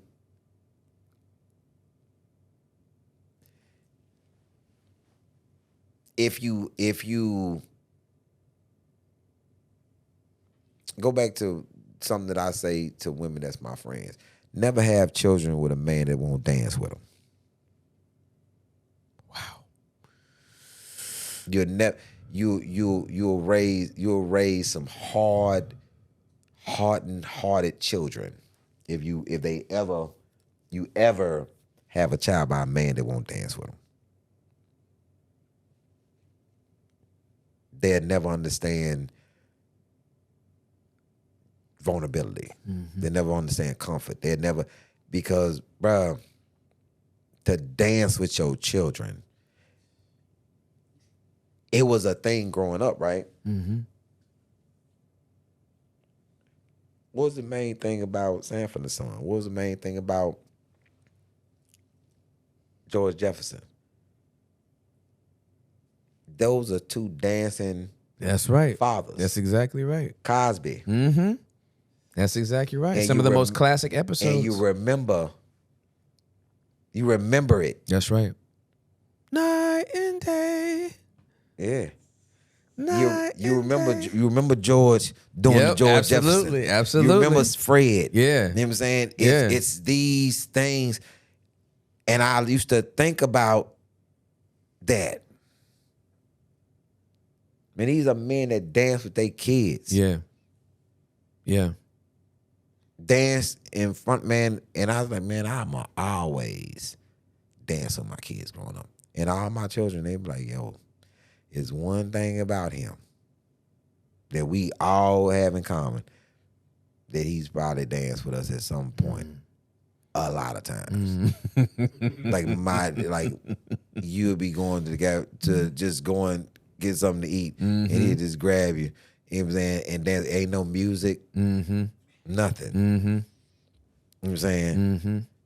My son, when I do with him, I'm teaching him, be gentle with your sisters. Yeah, for sure. Be gentle. You know what I'm saying? Yeah. In your life. You not, and I think that because I've noticed and I've came to this conclusion, I'm not raising my children like my mom and my father raised me. For sure. It's not out of fear. Yeah, It's absolutely. not out of frustration. Yeah, absolutely. It's not out of none of that. Yeah, absolutely. You know what I'm saying? You got what you needed from them, and you know they need something else. My children need something else. Yeah. And it's not the frustrated parent. Man, I can't punish my children like my mom used to punish me. Yeah. Cause we're not even the same. Yeah, exactly. I don't even. Yeah, exactly. My kids, they would write on the wall, right? Mm-hmm. Something I would get beat down for, beat to death. Oh, for. for sure, for sure. I'm talking about concussion style. Yeah. They told me I should have been under the tarp long time ago. Yeah. They ain't there doing a concussion protocol. I just paint over the wall with my kids. Paint on the wall. Yeah. Daddy, what my dad? I'm like, I don't know. the fairy painted man came and took it. I see somebody took it. Yeah. Man, the biggest thing in my kids when their teeth fall out, there's no tooth fairy. They know it's me. Mm-hmm. I've told them, look, this is the deal. Run it down. You lose a tooth, right? You can put the tooth anywhere on your person or in your bed, but it got to be in your bed. Right. Now, I'm going to find a tooth. I'm going to put money exactly where you left the tooth. Right. Now, if you wake up and catch me putting money, I got to give you double the money that I was going to give you. Oh, wow. Got to give you double. Oh, wow. If I can't find the tooth, Yeah. Oh, wow. double. Wow. Okay. Now, if you talk about some children who have put teeth between their toes, in their socks, I'm like, and I came in, I'm like, I'm looking. I'm like, wait a minute. Why she got on socks? She don't sleep with no socks on. Take that sock off. Tooth just all in the sock. It's crazy work. I put $15 in that thing, slid a sock back on. I love it. She woke up in the morning. Daddy, you got my tooth. You found it. Like, yeah, you almost had $30. Right. Because I thought your eye cracked over a little bit. Right. And this is the thing. Now they getting older. Yeah. You don't lose teeth no more like that. But Yeah. They got the memories. They got the memory. Yeah, for sure. Of, man, this is the funnest thing. My dad, I hid this tooth all over my bed. Yeah. But you got a lot of years of teeth. Yeah, for sure. Teeth. So, absolutely. I've pulled out most of my kids' teeth. Me too. Something loose. Yeah, absolutely. And it's all type of what y'all want. You want the doorknob? Yeah, and like, absolutely. I do the all little type string. of, You want the they be string like, on it, floss. And but my main thing is there's a floss. Put the floss around and get it. Yeah. Popping. Man, but that door, cause I'm playing. Yeah. I'm like, no, we got to get up there. And I got a big rope, and I'm like, yo, we got to put. Who we gonna put? It's like, you don't even make that. This ain't even that serious. I done put floss around a chain. I'm like, we gonna put this on there, and then I'm gonna pull this. And it's like, but I just need to create as many memories with them. That's facts, man. That's all we doing. Cooking, swimming, Yeah. vacationing. Yeah. I want you to, man, I want you to have pictures like, yo, man, I was in Costa Rica for 3 weeks with my daddy. And this is when I was here. Yeah. And I just want so much for them that's different Yeah. than me. And I wish that every parent wanted this for their children. Absolutely. Like none of I'm not accustomed to this. So my kids try everything. Yeah. I don't know what you want to do. Yeah. Yeah, absolutely. And the reason why is like this, you can try, you have to finish whatever you start, but you did it. Yeah, for sure. And I let my kids know, man, none of this is. It's inconsequential. Just understand this. Yeah. Whatever you do, whatever it is, in my life, is not contingent on you becoming anything. Mm-hmm. You gonna eat every day. Yeah. Or we gonna live like we did. Yeah. I'm not. You not my meal ticket. Yeah, for sure. What, man? I want you. If my son became or daughter became some person that walked around with no shoes on, that quoted smart stuff all day and came to the house and ate every day, that's happy, so be it. Yeah, absolutely. For sure. I know that every day they gonna walk through that door, they gonna eat, they gonna have no shoes on. It's just your hippie child. It's your earthy hippie child. If you want to be homeless, man, come sleep in the backyard at the crib. Yeah. Don't do it in front of people. Right. Man, I got a little homeless son. Stay outside. Yeah. Who's that homeless man out there? Oh, that's y'all. You little y'all. You know you sleeping out there. Yeah. He take care of the dog. Right. You know, homeless gotta have a dog. That's right. Take care of the dog. Yeah. Exactly. He got a man. tent outside. Blue tarp. You know what I'm saying? Waving over the fence. I got coming in the house and use the restroom. Yeah, absolutely. Absolutely. Yeah. Hey man, who is this homeless person that stay in your backyard? Man, my son, he don't want to do nothing. He sell oranges at the end of the street. Yeah. I just saw him with a sign. You see on the other side, it says he's a liar. My family loves me. His own sign. Need food on the back of it. I'm a liar. My family loves me.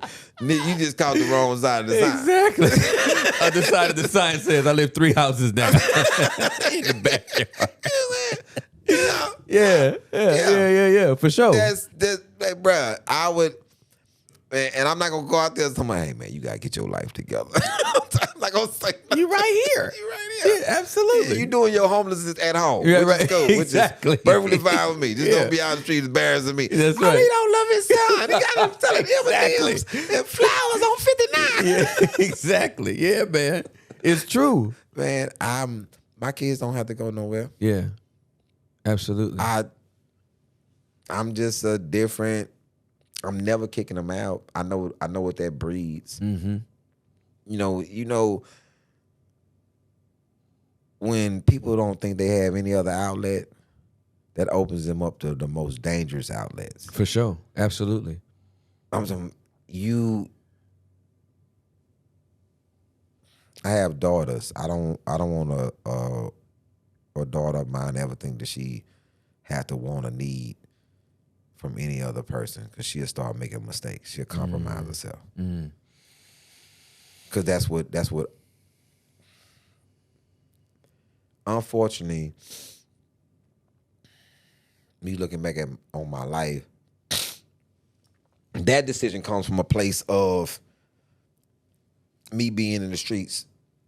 Right, I'm in the streets. Mm-hmm. It's a lady. We were paying her rent in order for me to be able to come in and out of the house, and we keeping dope there. And now she has 2 daughters. One is 18 and one is 15. Probably 16. So I think she's about to turn 16, right? I'm 16, 17. Mm-hmm. I drive a BMW. Mm-hmm. Got a Monte Carlo. Got access to a Jag. I got money in his house. The rent is paid. His food in his house. I'm in and out of this house. Sexually, who do I have access to as a 16, 17-year-old drug dealing boy in this house? All 3 of them.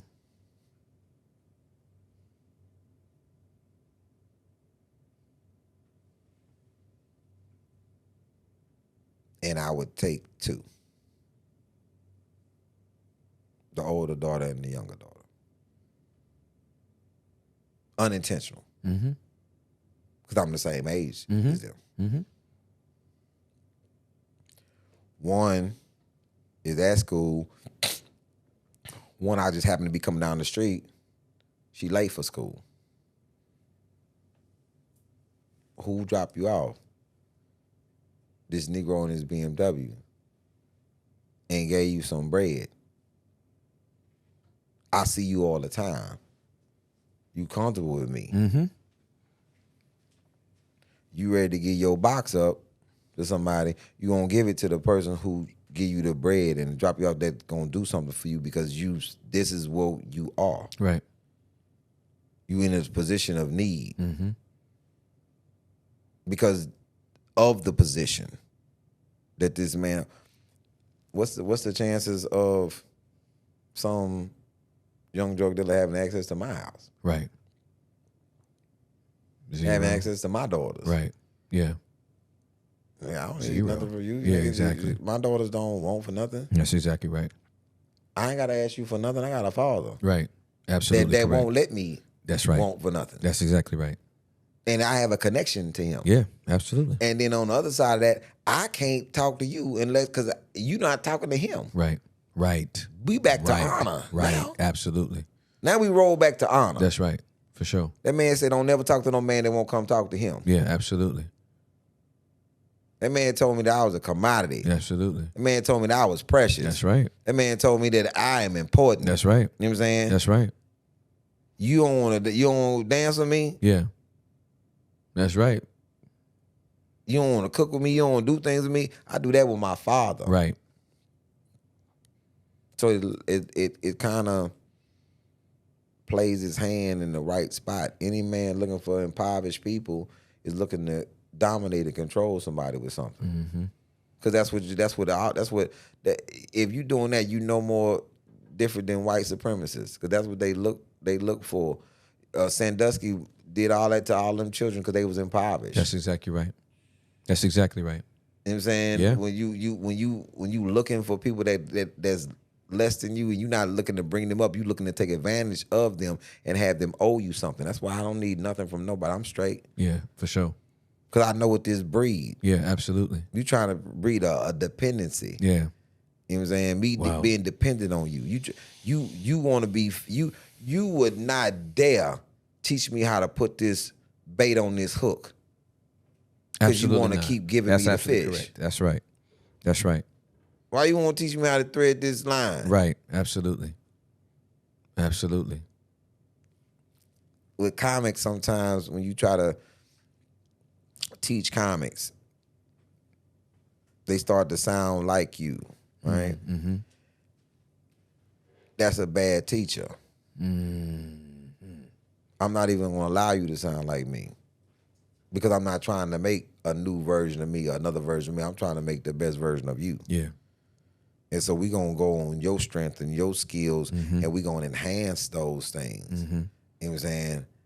I'm not trying to have you dependent upon me. Yeah, for sure. I don't want you featuring me for a long time. Mm. Because then when will you ever become by yourself? Right. Sometimes I gotta push you out the nest. Yeah, absolutely. And I'm not trying to be me. I'm trying to be a good parent. Yeah, absolutely. Yeah, for sure. You have to do this. I'm not going nowhere, but you have to do this. Right. You know what I'm saying? Yeah. I'm trying to be a good mentor. Yep. That you gotta go do this on your own, or you'll never know if you can actually do it. Absolutely correct. So all the things are the same fold. Yeah. Because I'm just going on what got me to the basement. Yeah. And that's the whole thing. What got me somewhere? And all the times it's not one step. And people be thinking, hey, take this pill. Right. And That ain't it. That ain't it. Yeah. If you have ever had a dog with heartworms, it's a 3-step process. Right. It's Exactly. a while. Yeah, for sure. This boy got cancer. That's right. That's right. Absolutely. It ain't he go to pill and he Right. done. Nah. It's a treatment plan. It's a treatment plan. It's a treatment plan for sure. Absolutely. Like, Yeah. man, how? Yeah. Am I out here making sure the dog on medication? Yeah, My for dog sure. on- Yeah, absolutely. Yeah. Yeah. Treatment plan. Yeah, it's a treatment plan. And can't ever want an instant. Mm-hmm. The basement didn't come around instantly, did it? Nah, I bet you. Instant? Nope, sure didn't. Can't have no prayer and no what a tagline. What's your intro? You just said it. What's your intro when you? Oh, the fully seen, fully heard. Yeah. The vulnerability. Yeah, normalized vulnerability. Fully seen, can't- fully heard, fully known, fully loved. Even if you're not fully agreed with. Yeah. Yeah. I guarantee that wasn't the first. Nope. Wasn't the first, Hey, second, y'all, third. You at the basement. If you like life, go for it. That's exactly right. Hey y'all, we back in the basement, and if you love life, you love living, keep at it. If you're still breathing, keep watching. Yeah, it's basic. Then all of a sudden you got some little smooth line, and you like, Yeah, that's it. right there. Yeah, bro. And say it every time. But That's at first, right. You go back That's to the first right. episode. Hey man, I am here with y'all. That's exactly And I guess I'm Tim Ross. Yeah, exactly. It's so true. It's the absolute truth, dog. It's the absolute truth. That's exactly right. Then somebody come in, you didn't say your name on the episode. I didn't say my name. Yeah. Went through all of that. The whole episode didn't say your name not one time. The first time I had, the first episode we did, I had headphones on. I was, the cord is like this. I straightened it out. I was so nervous. I'm talking, looking in the camera, and They're like, hey man, what? all the curls came out the cord. Supposed to be stretching. I was nervous. I was trying to self-soothe, and I was like, hello, everybody. It was terrible. My nerves was crazy. No audience, no nothing. Just, Nothing. Just looking in the camera. hey. Are y'all going to be here? Is anybody going to watch this? I am Tim Raw, Exactly. and this is my show. And they like the cameras over here. You like, oh, hi. This is Should my, I say it again? We don't have enough budget to edit this, do we? This is my show, The Basement. On cue cards. Like, You doing good. You doing good. it's exactly right, man. It's the truth. And your support system, they like, yo, Just keep going. Keep going. Exactly right. It's the truth. And we are here again today with a special guest. Yep. We ain't got no guest? Yeah. Okay, we are I not guess here it's just with me. Will you please ask me a question? You 'Cause are my guest. That's exactly what we did the first time. The producers were feeding me questions, trying to get me to go. That was it. And I just stepped back into comedy as well after 25 years. My first set was a tribute to my dad because he just died February 24th of this year. And I had imposter syndrome and my nerves was shot.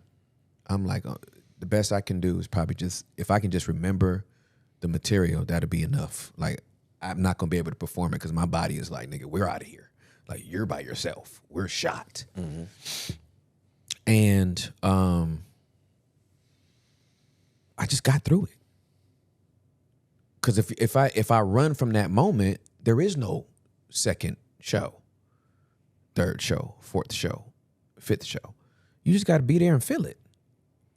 And most people are running away because they don't want to feel the unfamiliar. They don't want to feel this sucks. They don't want to feel I don't deserve to be here. You got to stay there and feel all that. February 24th, 2024. 2024. Took his last breath. Yes, sir. February 14th, 2018. 3 days before my special was coming out. Special come out February 23rd. This is surreal, man. days before special, he called. I never answered the phone when I get off the plane. I answered. My pops.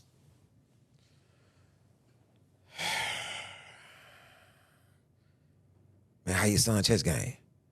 Asked him about her son's chess game. I said, man, I'm play with him when I get back. Getting ready to get off the phone, I never felt like no kid. My father. I said, yo, man, you seen the trailer for my special?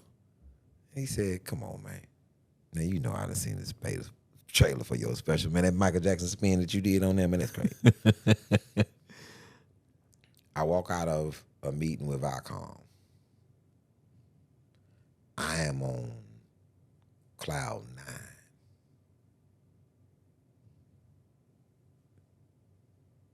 I jump from cloud 9 back down to cloud 1. I'm walking down the street. I'm saying, this is what I said to myself, man, I just had this, I just had that, man, hell yeah. Then it dawned on me. Anytime you feel this good, something happen. Monitor yourself. That's February 13th. I land on the 12th. Had it means February 13th. February 14th, I'm flying back to Houston. I have a show.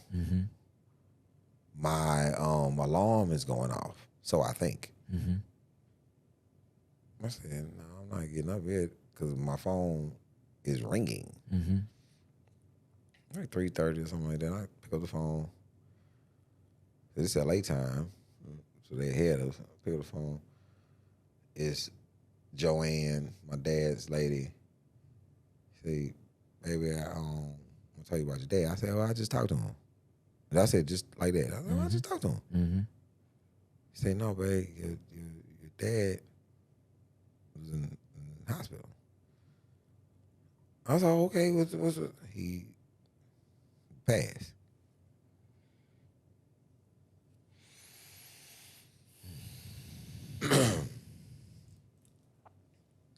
I said, okay, let me call you back. Call my sister. I said, hey, y'all gonna have to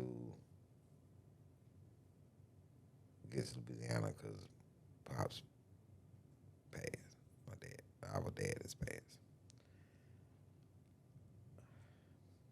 So call my brother. Say, yo, listen, I talk to you. Our Pops passed. I'm on the road. So I fly from LA to Houston. I do 2 shows that night on Valentine's Day. I never mentioned that he passed until the second show. I said, man, y'all know, I know most of y'all don't know, but today I lost my father. Right? And I'm mad at him. I'm very, very upset with him. Because he wrong for this. That man know that I did not like Valentine's Day. And he gonna die on Valentine's Day. Now I got to remember this shit. I said, he wrong for this, man. You dead wrong. Yeah, for sure. I flew to D.C. the next day. I remember it was the 17th. I'm doing all these shows the 17th. This is lady.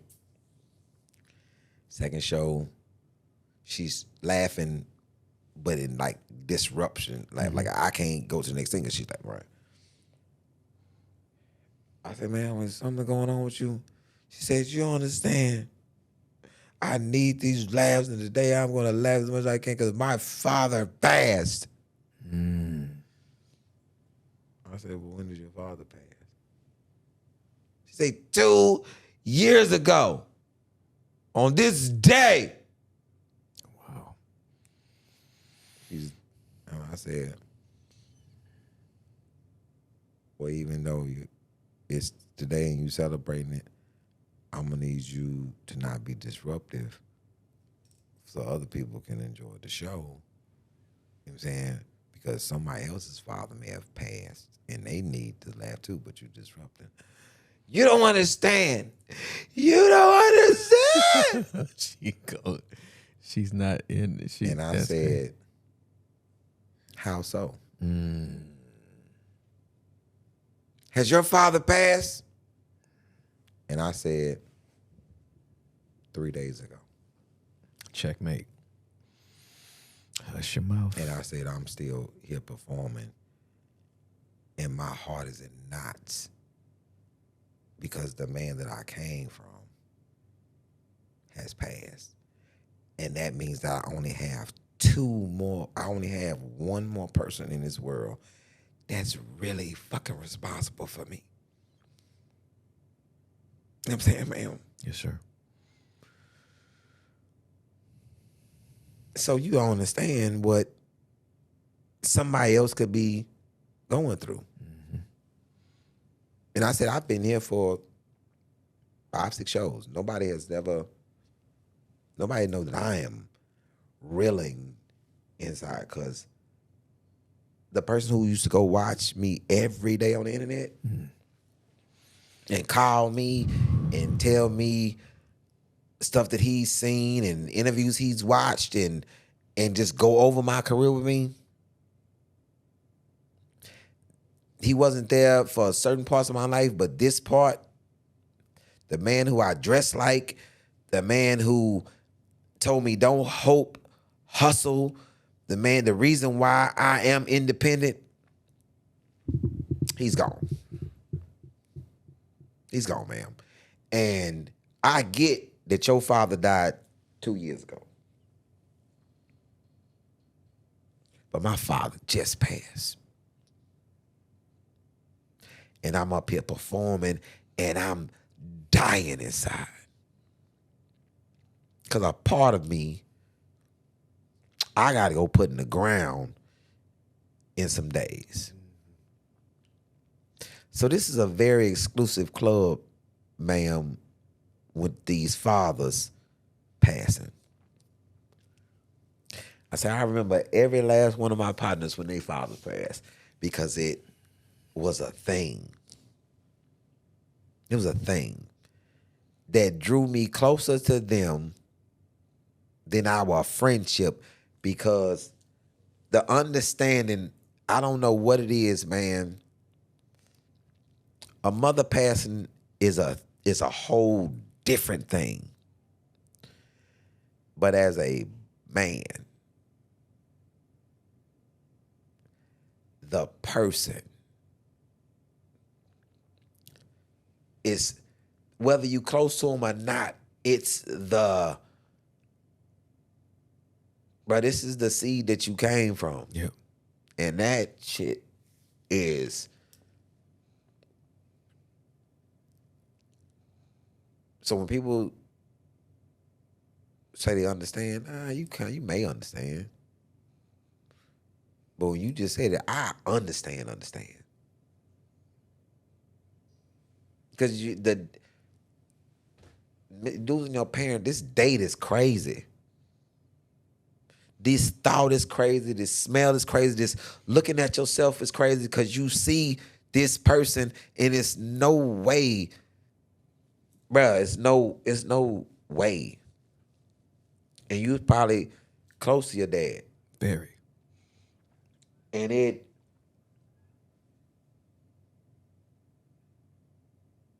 it's not just about the date, bro. It's a big thing. So, man, my understanding, my heart,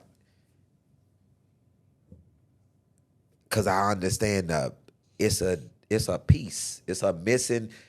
This is why I tell my kids that, man, I need y'all to really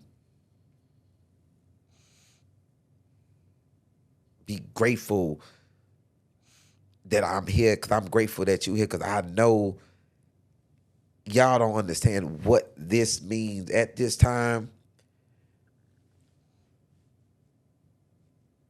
My dad was my first crab boil. First crab boil I ever went to was in the house. Mm-hmm.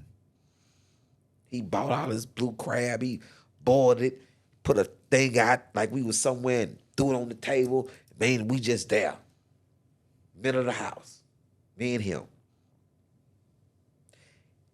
These moments you'll do it all the time. But people will tell you, man, you can't ever hold these things. Yeah. There's people that you would talk to about your dad, and man, I call LC Muhammad, and me and him talk because he played chess with my dad all the time. This is the person that my dad couldn't beat. We used to go to this restaurant, Fish King, and my dad's the reason why he served a fish sandwich with mustard, because that's what my pops would order. And that's all I would order. I want my fish sandwich with mustard. That's right. I button every shirt up to the top because my dad did it. I've been like that since I was 6. It's these things, and we call each other, man. Hey, man, I'm missing my pops. And none of my boys, we ain't never tried to hold it. Because it's my dad, bro. Yeah, bro. Absolutely. My dad. Mm-hmm. And people who lost their pops understand, bruh, it's the way I put on cologne because of this dude. Daddy wore Jovial. Too much. My daddy put Lagerfeld all over his goddamn self. This nigga, man, I remember he came from Lagerfeld to Obsession, and I'm sitting there like, man, how much you gonna spray, bro? Hey, man, you gotta put on everything. Man, it's like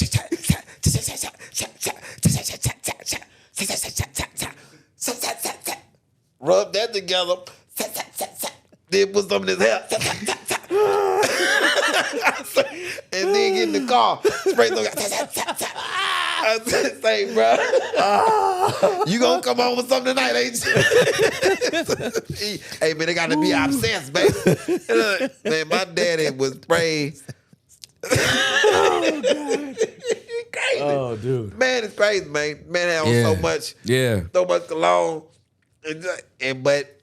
And you can smell him coming in and going. He's like, hey, man, you know my daddy been in. Yeah, absolutely. He been here. Yeah, he had to say. Right here. Yeah. Bad. So yeah, that's one of them things, man. You won't forget it. Mm-mm. I think the reason why I didn't plan this, I just knew, because I talk to my dad all the time. So, like when I landed in Houston, Daddy would have been my call. On the way, as soon as I land back in Dallas, Daddy would have been my call. So that's already a phantom itch where when I travel, that's when we talk the most. So, and I travel a lot. And so that's already a huge phantom itch that I keep reaching for. And it's like, he ain't there. I didn't know we was going to talk about none of this, bro. But he was with me on that night. Because the whole set was about him. So he was with me on that night. It's the only way I got through it. And I didn't have to cap nothing. Because when I tell you Charles Edward Ross was the most present father any man could have ever had in life, one of the stories I told was I was only in a gang 7 days because of him. I got walked on the set because my brother is the OG. He's one of the founders. But I got walked off after 7 days because they was like, nigga, you supposed to be about that life now. I'm like, nigga, I'm scared of my dad. Like, I can get with y'all after school up to 6:45. Like, I got a 2 hour and 45-minute window to bang hard. But then I got to be in the house. He is James Evans. He's James Evans, bro. Yeah, you're a warlord. Yeah. 4 days. You can take that bandana off now. I hope y'all took pictures. Okay. Yeah. Hope you did everything you needed to do. I refer to my gang life as an internship. It was a 7-day internship. Charles Edward Ross cut that joker off quick. It was just come in.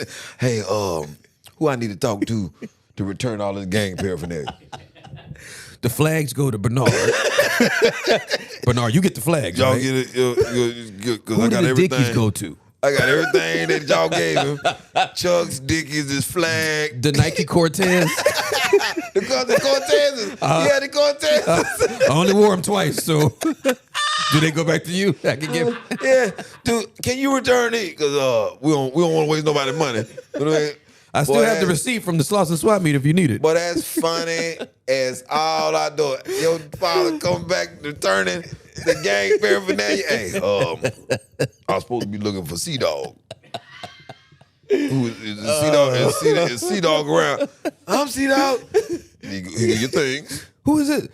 This was who you referred. You referred to him as T-Bone.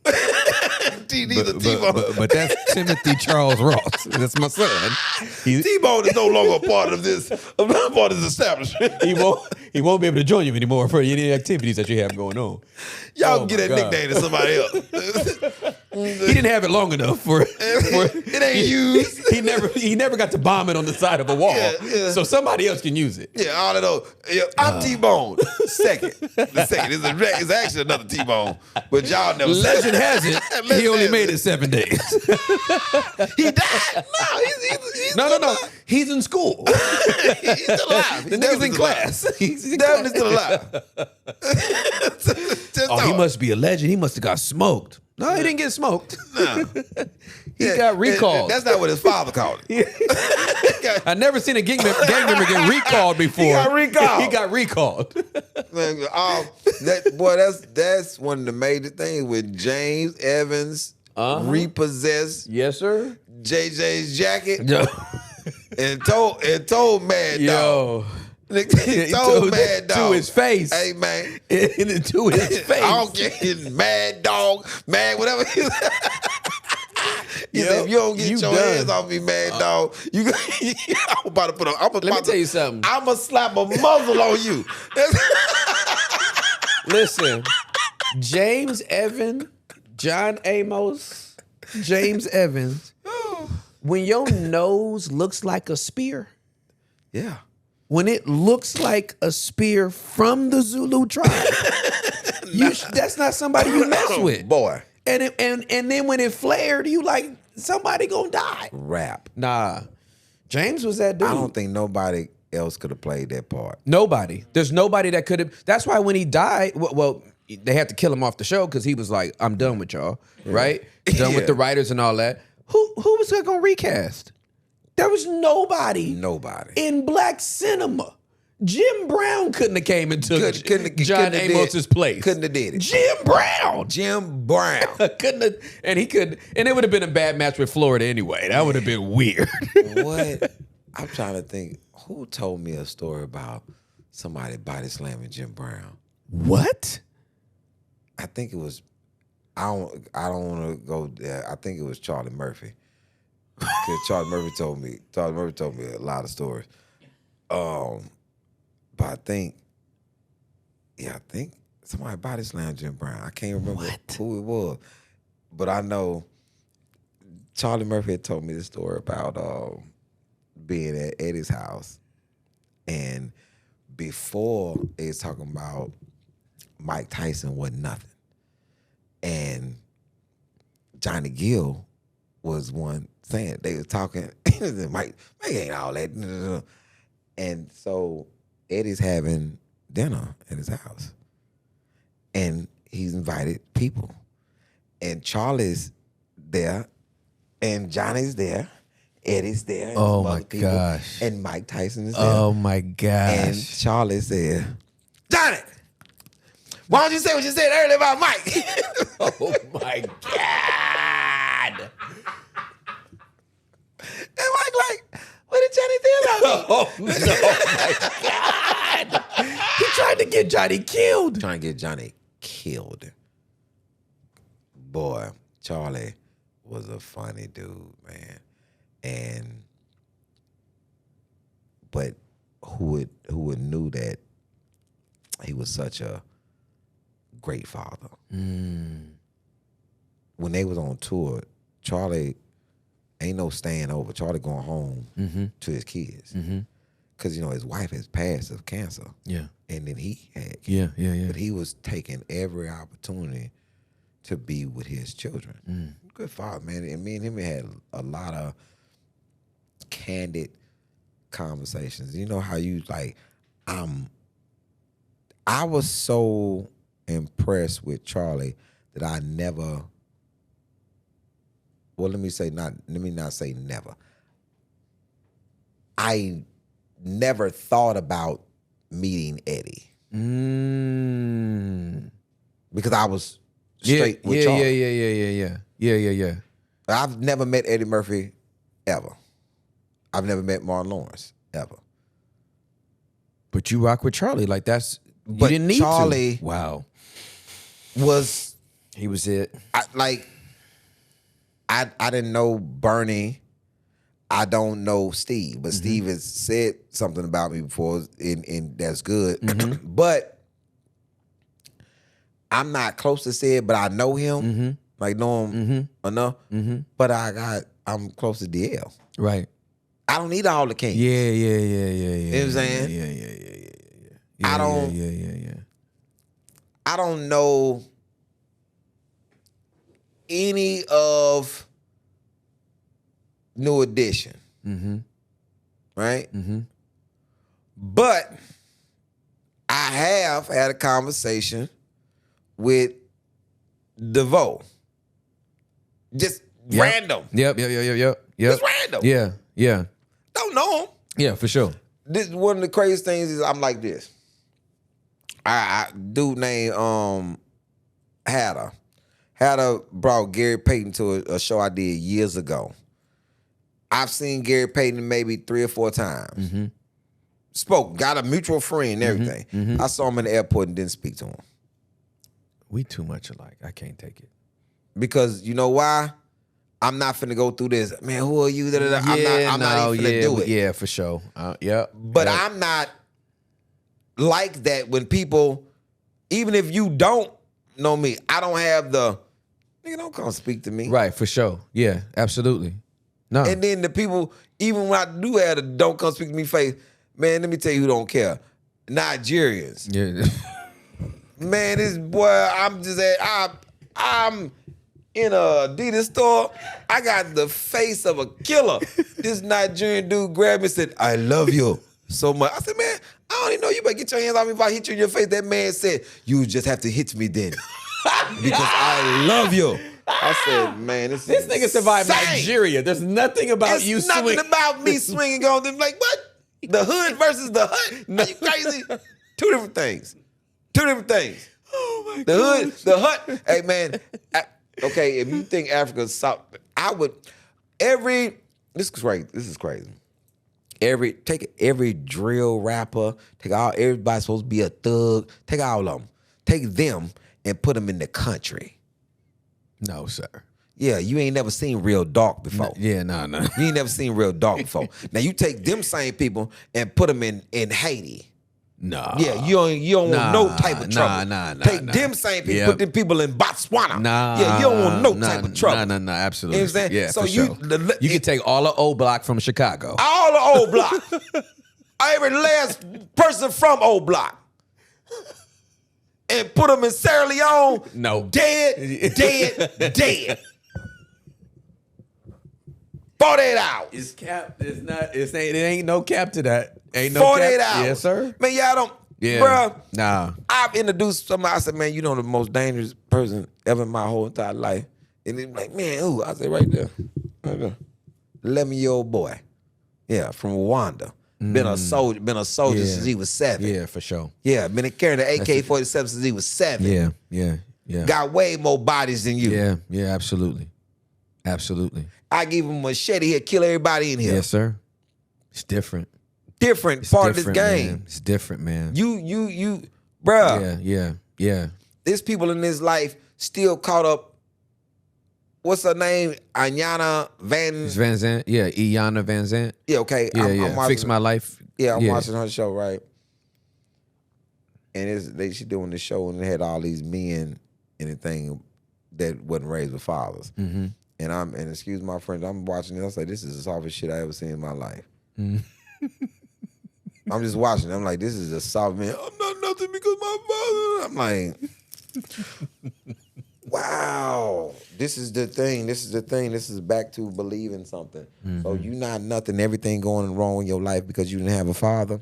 Okay. What if your father would have died?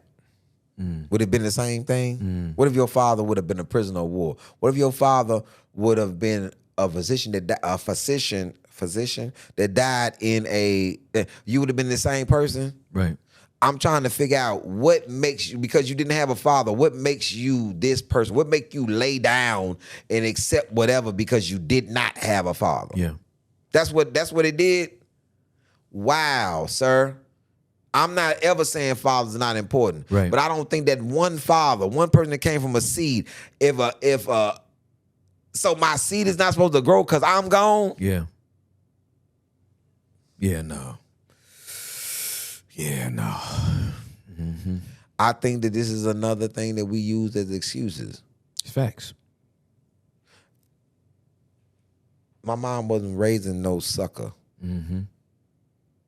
She just wasn't raising no sucker. And it seems like it's a sucker born every other day. It's somebody that believe in some sucker nonsense. And this is the thing. I would drill in the child the first thing, hey man, if anything that sounds too good to be true is anything. Yeah. Anything. Yeah.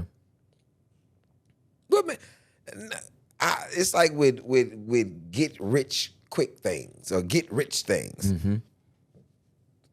I don't think nobody's finna tell me how to become a billionaire in 24 days. No. I just don't. That's not feasible. Man, what's that man? Elon Musk is doing a lot of stuff on X. Yep. Where he's not tweeting out is the formula how he got to where he was. This is very true. Like, That's very true. Y'all want to buy a Tesla truck or y'all want me to tell y'all how I got rich? Yeah, exactly. Yeah, exactly. Yeah. When they do those challenges of the question, right? Would you take $5 million right now, or would you want to have dinner with Warren Buffett? Right? Or I'm taking the $5 million. I'm taking the $5 million. And I'm hiring an investment banker. Like, you know what I mean? To help me how to steward it. And then I guess somebody, and I'm like you, just who's the Charlie Murphy version of Warren Buffett? I don't need to meet Warren Buffett. I think there's somebody else that's almost a billionaire that'll meet with me. Mac Buffett is doing just fine. Hey man, anybody see Mac Buffett? Cause Mac Buffett. I want Mac Buffett. Mac Buffett is clowning around here. Yeah, absolutely. He only got $2 billion, but he's a billionaire. I'm gonna go meet with Mac. I don't need to meet with nobody else. Man, I'm Gucci. Matt Buffett is fine with me. Yeah, bro. I'm not. Yeah, because I think so many people are caught into wanting it all. That's the thing. There's no. If you don't get into this knowing, and when I say this, I mean anything. If you don't get into this knowing what you want up front, then you ain't gonna ever know when you got it. How can you know when you got it? And when you didn't know what you want. And some of these niggas don't know till they doused with baby oil. You know, boy, you slick that one in there. No pun intended with the baby oil. You slid that one in there. I'm just saying. Boy. Because they don't know, because this is what you already made it. I wasn't even gonna say that about it, but this is what I am gonna say. Something wrong with Puffy and any of them guys who do this. Because let me tell you something, and this is the truth. This is the truth. I know partners that said this it to my face in the barbershop. Man, Puffy around here, all that money around here, drugging these bros. Man, do you come to my Halloween party? I'm like, no. Ask me why you don't come. Ask me why you don't come. Yeah. From the window to the wall around here. Yeah. And I'm a plumber. I ain't got no money. You know what I'm saying? But I know how to lay pipe. Wow. You know what I'm saying? And this boy gonna tell you about all the illicit behavior that he does as a plumber. And I don't go to his Halloween party because his Halloween party is out of control. Everybody, I'm sorry, it might as well just be called a prostitute party because he is in the, everybody got on something that they ain't supposed to have on. Yeah, for sure. And this party loose. Tim, do you understand? This is the party that it's loose. Yeah. And it's loose with consenting adults. Yep. No drugs. All they got is Hennessy. No roofies. Hennessy Absolutely. is the only relaxer. It's the only muscle relaxer. in here. Yeah, absolutely. Yeah. But this boy party is going absolutely crazy. Been doing plumber. it forever. He's a plumber. Boy ain't got no type of $1 billion. This boy ain't even $1,000. That man probably got $2,200 in his whole savings. But he acts a donkey. Man, you got all that money and then you got no finesse about yourself.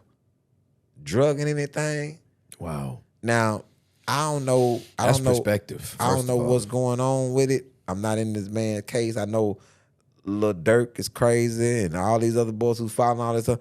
But I know who Puffy better keep hidden, who better stay wherever. If he don't want to go to jail, whoever was the person that laced that baby oil, they find him. Oh, it's a wrap. Because somebody had to pour that baby oil out of something, warm it up, put whatever drug in it, re-warm it up, cool it down, and then funnel it back into That's the bottle. crazy. It's gonna be somebody that don't speak no. He told me, he say you take a this, you take a that, and you put that together, you put back in the bottle. That's all I know. This is all I know. I don't know that. This is all I know. No entiendo.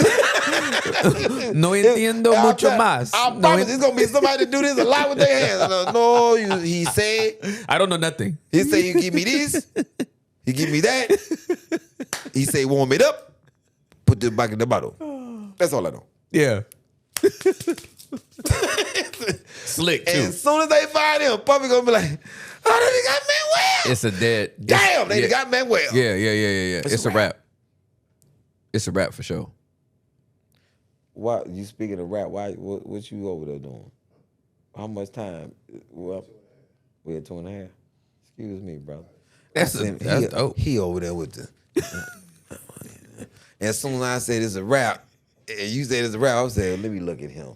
He over there. He doing this too. No, listen, man. This has been a blessing for me. Like, me too, bro. I've admired you from afar. I knew there was no duplicity in you because niggas just can tell. There's certain people that, and it's not just that you don't have any duplicity. You've done the work. It's one thing to be transparent. It's another thing to be vulnerable. And there's a hefty cost for vulnerability. Yeah. There's a hefty cost to tears. Let me tell you what the loudest thing. I can't wait to get your book, but I'm gonna tell you the loudest thing. I know we got to wrap up. The applied wisdom, Advice. the applied advice. Yeah. What's not lost on me is the humility. That's what's loud to me from you, is that there's a level of humility that you have to have to apply advice. Yeah. Because we got a lot of dudes running around here. He gonna tell me, oh, I appreciate it, but I know what I'm doing. So I appreciate the humility. You know what's crazy?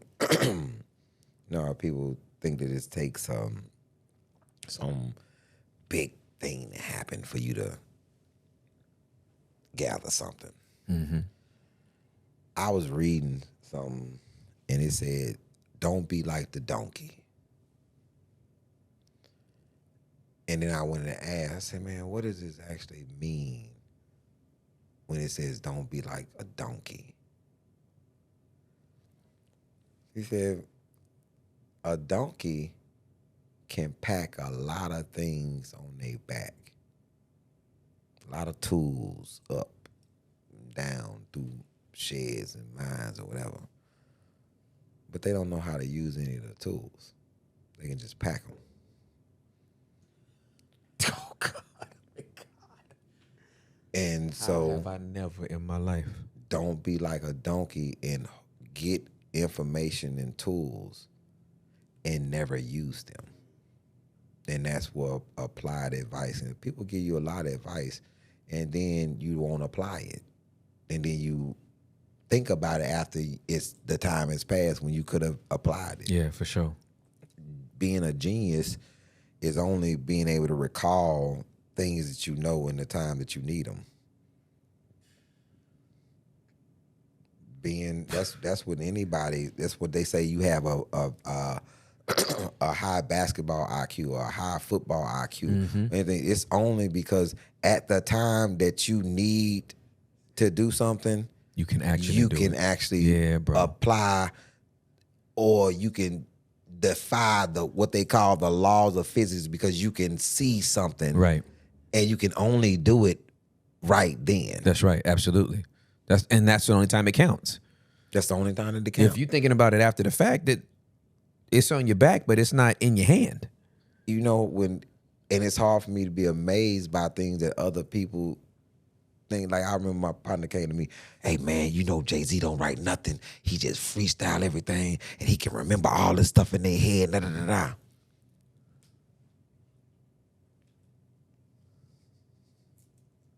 Hi. What? Hi.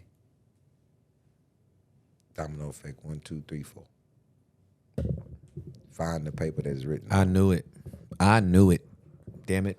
I'm gonna throw this mic out. I'm gonna throw it out the window. I'm gonna throw the mic out the window. I knew it. Find it. I don't know. I said, when you talk about what you live, you talk about what you live. When you talk about what you live, I don't have to remember. The truth come out the same way every time. It come out the same way every single time because I was there. I'm not gonna tell the story no other way. I was there. I'm only, and man, what make you like this? I said, bro, y'all trying to find amazement in things when I'm only telling you and only being a product of my community.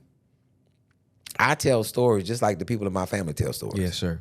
Absolutely. I can tell them 4 or 5 different ways because there's multiple people that tell stories in my family. Right. Exactly. And I'll say to break it down. My Uncle Mac, every single story is gonna have some level of unbelievability to the shit because he's finna add so much stuff to it. My Uncle David is gonna tell you the straight story. My Uncle Mac, okay, all right, get your popcorn, baby, because that's who he is. Yeah, exactly. He wants to tell the story. He wants to add. He got to make this a movie. By the time it come out of Uncle Mac's mouth, it's based on a true story. Even though it's his story. Bro, do you understand? Somebody lit a cigarette, but in his story, the house is burning. It's a Michael Bay story. The house burning, right? Ain't no other way to get in but through this glass window. Yeah. So I went, because I'm a quick thinker, right? I wet a towel that I had in my trunk. I wet that down, put it around my body. I say, I got to save the kids and run it. Okay. Oh my God. Can y'all tell me what happened? Man, we get there, the porch on fire, and the people come put it out with a little water hose from next door. That's what actually happened? Yeah. And he over there. So it's a baby in there, right? And I hear the baby. You know what I'm saying? I hear the baby. I'm thinking it's the TV, but I hear the baby. Tell me what happened. The lady across the street, baby crying. Baby ain't in the house. So when I go in, I'm looking around. The towel drying up on me, right? Because it's the heat. From the heat, the towel, I got to run out. Did you get the baby? I couldn't find him. Oh my gosh. So you let the baby die because you couldn't find it. So what I'm supposed to do? See, this is what I'm Can't talking save about. everybody. This is what I'm talking about. This is what I'm talking about right here. I done wasted 6 minutes Exactly. listening to you and you ain't even say this, baby. Oh my gosh. Who say every story gonna be a heroic story? I say, but this was when it was a fire and you kind of started off like it was about to be some heroic. Now, see, that's your problem right there. That's your problem right there. You want everybody to say something. Hey, bro. Yeah. I don't want to talk to you no more, man. My Uncle Mac is the craziest person I know. He told me, we gotta sell a dope. My Uncle Mac come out there, yeah. Man, you boys don't want to make no money. I said, what? Yeah, out here selling drugs. Ain't no future in that. Boys don't want to make no money. If you really want to make some money, yeah, you get your house. Put your 5 fat white girls in there. Huh? Money from the ceiling. I said, what? Everybody love a thick white girl. Now, this is in the 80s. This is in the 80s. This man told me this in the 80s. I don't even have enough fingers and limbs to count how many times he done called me talking about, so you trying to tell me this fat white girl on OnlyFans ain't making no money? I can't stand him. Because if you think about it, he was right. He's right. In the 80s, but see, he won't let you know. So if you trying to tell me that these girls ain't around here getting all that fat put in them because they just like... Yeah, man. Yeah. And you got to think about it. He was right. He was right. That man said everybody love a fat white girl. He said, man, that's what the West was built on. He said, that's how the West was won. Dead. My Uncle Mac is crazy. That's how the West was won. He said, yeah. I said, man, this is a crazy person. Yeah. But if you... Storytelling. And now he got to tell you how the story about how the West was won. By some fat white lady named May that you ain't never heard of. M-A-E. Not M-A-Y. M-A-E. May. Period. And he gonna go into it. Yeah. My grandmother tells stories a different way. My mom and my aunt tell stories a different way. Yeah. So you have all the cadence of everybody. Yep. Yeah, that's in your family. That's absolutely correct. You know what I'm saying? That's absolutely correct. It's not an amazing feat. It's coming from a family. Yeah, absolutely correct. Absolutely. You know, my dad said, man, one time he called me, he said, hey, man, no, this is at the barbershop. I just felt like starting something. I said, what you start? He said, man, these boys don't do no research. I said, I came in the barber. I said, man, it's a shame how they try to hide stuff. Laura Bush ran over somebody and they hit it and she killed him. And just let them run with it. And he said, I listened to him argue for 4 hours. They just took it. And he said, I got ready to leave. And I said, hey, boy, y'all crazy all outdoors, man. When have y'all ever even heard of Laura Bush driving? And walked out. I'm dead meat. This man started a 4-hour argument over something that ain't got nothing to do with nothing. Nothing. just to see it go off. Yes, sir. Absolutely. My dad done said some things that's borderline. Called me. This is still one of my favorites. That man called me and said, hey, why don't you tell them white folks something when you talking to them on stage? I said, I talked to more than just white folks. No. I just want you to tell the white folks something now. You talk to them. Tell them white folk to stop talking about immigration and deporting Mexicans. Tell them to stop talking about it. I said, why? Why are you going to say that? Why you think they... He said, man, because white folks love strawberries.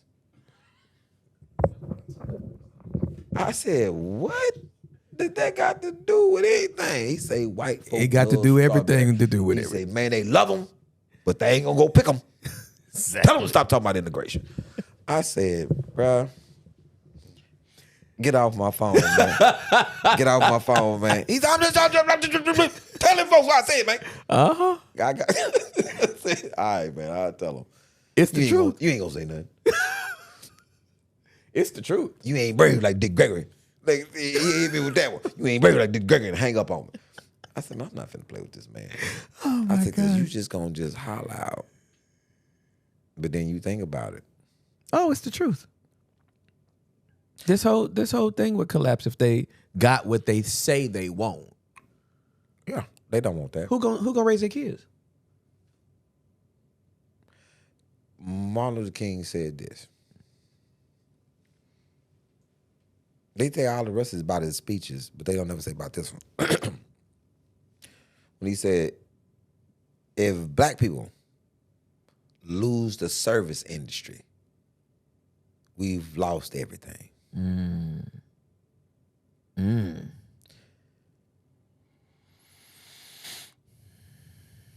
Hispanics will never relinquish the service industry Absolutely not.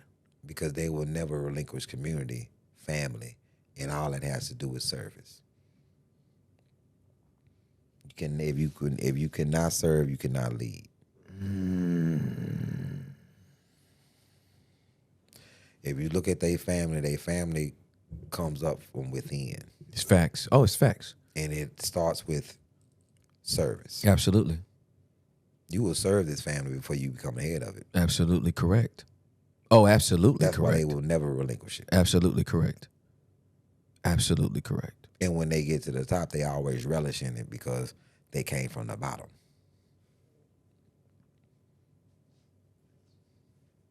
That's just the truth. So All right. service is about way more than people think. I don't have no problem making you no plate. Absolutely not. I know It how don't to make serve. me none. I know how to serve. Yeah, absolutely. Absolutely. Yeah, Makes me a cool little leader because I know how to serve. absolutely correct. Absolutely correct. And you, the day, the day you see a Mexican man having lunch by himself, call me. You'll never see it, bro. You'll never see it. People who come, there's some people working at my house. I've never seen them eat by themselves. Never. No, I mean, I've never bought for just one. It just don't, it doesn't work like that. it don't.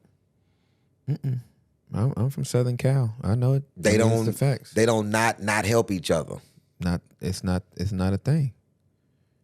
Find a Mexican party that don't have multiple families there. Right. Right. No, Plus it's- they family. Yeah, absolutely. That bond is It's strong. a community. That's right. That's exactly what it is. Bruh, if you want to get something fixed without people that understand serving, They're not gonna do the job. it never happened. I'll say this, and I promise we'll wrap up. Juliet and I built our first house together in 2007. And I'm talking dirt, wood beam, concrete pouring. And every time we went to go see the house, I stopped by the ATM, pulled out about $160 in 20s. I just passed them out to whichever Hispanics was out working that day. And all the crews came in. You had the ones that just did cement, others did frames, drywall, different. I just kept breaking them off 20s every time I came get them. Like, hey, you ain't got to go to the food truck if you want to go to Chili's. If you want to be somewhere, go wherever you want to go. It was a Drees home, 2,200 square feet, 4-bedroom, 2-bath. We picked the carpet, all the stuff. Anyway, we walk in. The guy walking us in, we're going to do our final checklist before we hand you the keys and da-da-da-da. We walking in, dude, keep looking around. Keep looking at this crown molding everywhere and all these finishes are in there. He's looking at the paper. Go through another room, he see all these finishes different, backsplash. He's looking at the thing. And all this stuff that he looking on this paper, we didn't pay for. But it's all over the house. And he said, all of these finishes, Mr. and Mrs. Ross, they might have mixed something up, but there's nothing we can do about it now. It's your house, but you didn't have double crown molding, and you didn't have this backsplash, and you didn't have this, and you didn't have that. Them Mexicans, They were happy. They were happy. there was a language barrier, and they was like, No. and I didn't go in there saying hook me up. I didn't even know how to say that in No, Spanish. it wasn't a language barrier. It was appreciation, That's exactly right. understanding. That's exactly right. That's exactly right. With no language barrier, they appreciated you. That's right. Bruh. It is a thing. Yeah. It's a thing that Yeah. anybody who appreciates you, they go beyond the effort for you. That's right. They grateful. That's right. Appreciate. Hey man, let's do it like this. That's right. And did. And did. And did. And did. I got a spot now. I'm 1923 Rosewood is the address, which is very significant in Black history. Yes, sir. Absolutely. So we ripped everything out and they put everything back. And it's I got a quote for the AC unit, right? I got to put all these other vents because I'll tell you, I took a 2 bedroom, 1 bath, turned it to 2 full baths and a guest bath. So the ventilation system then go up in the AC, got to do all AC. Person come over there, quote me $30-some thousand, never mentioned the bathroom vents. Another person come over, $23,000, never mentioned the bathroom vents. My man come over there, and give me $14,000. And I'm gonna put you a chimney. I'm gonna put the kitchen vent. 1, 2, 3. I'm gonna put 3 vents in the bathroom and a light. Yeah, I got you.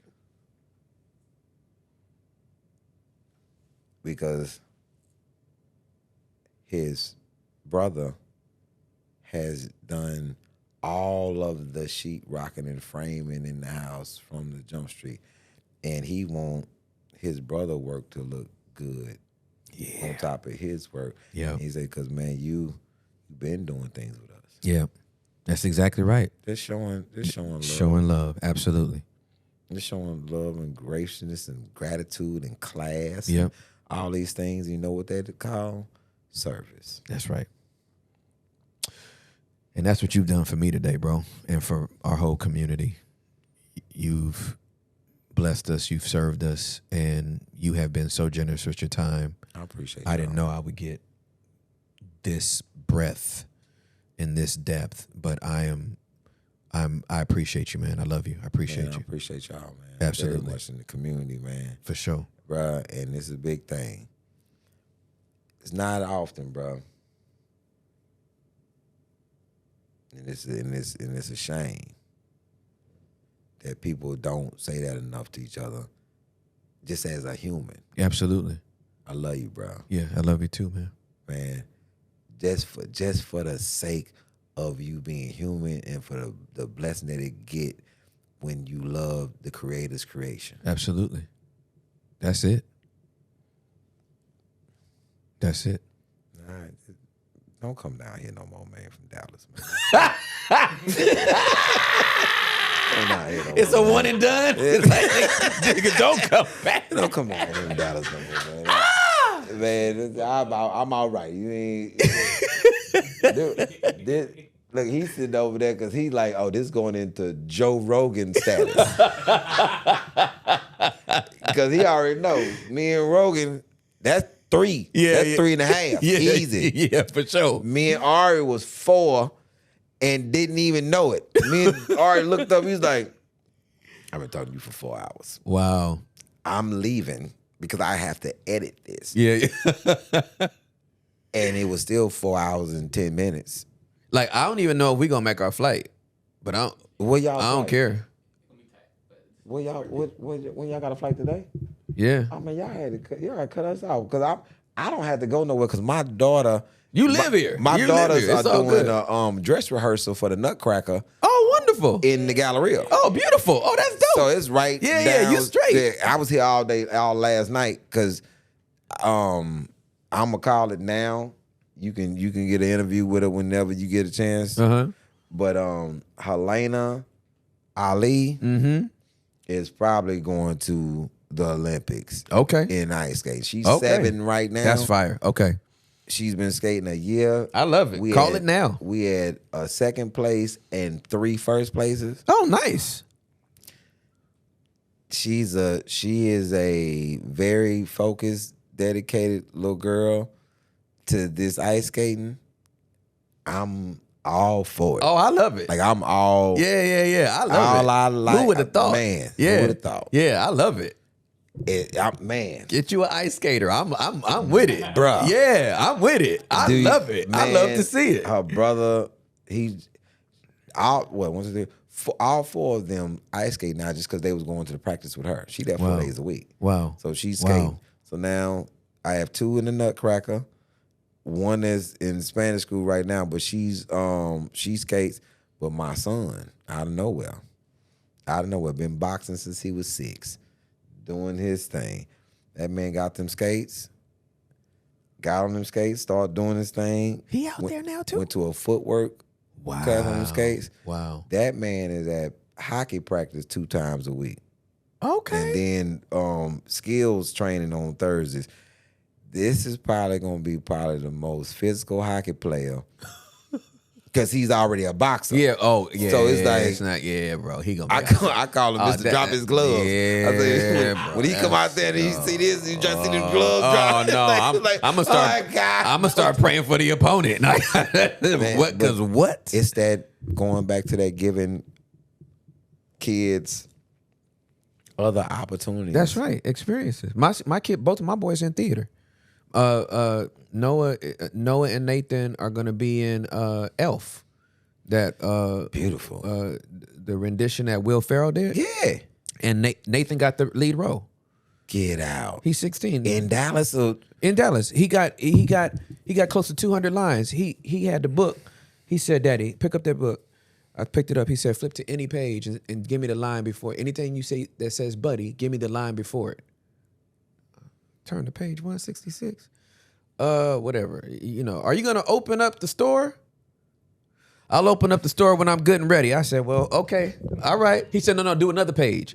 He did it like 5 times. I said, I didn't even know you can't remember to take the trash out. Can't remember but you can remember these lines. My son can't remember nothing, but you ask him any dinosaur that ever lived. A dinosaur? I'm to my dinosaurs, planets.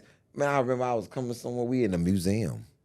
Come around the corner, they arguing about this dinosaur. He said, that's not what that is. That is a child, something total.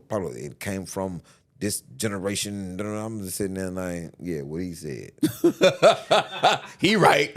Right. I don't know nothing about it. All I watched is Dinosaur Train. Dinosaur Train. Dino Train. I remember Dino Train. My man got everything down. I just know Dinosaur Train. That's funny. All right, we gonna wrap. I love y'all. This episode is already in my top 2. Bye.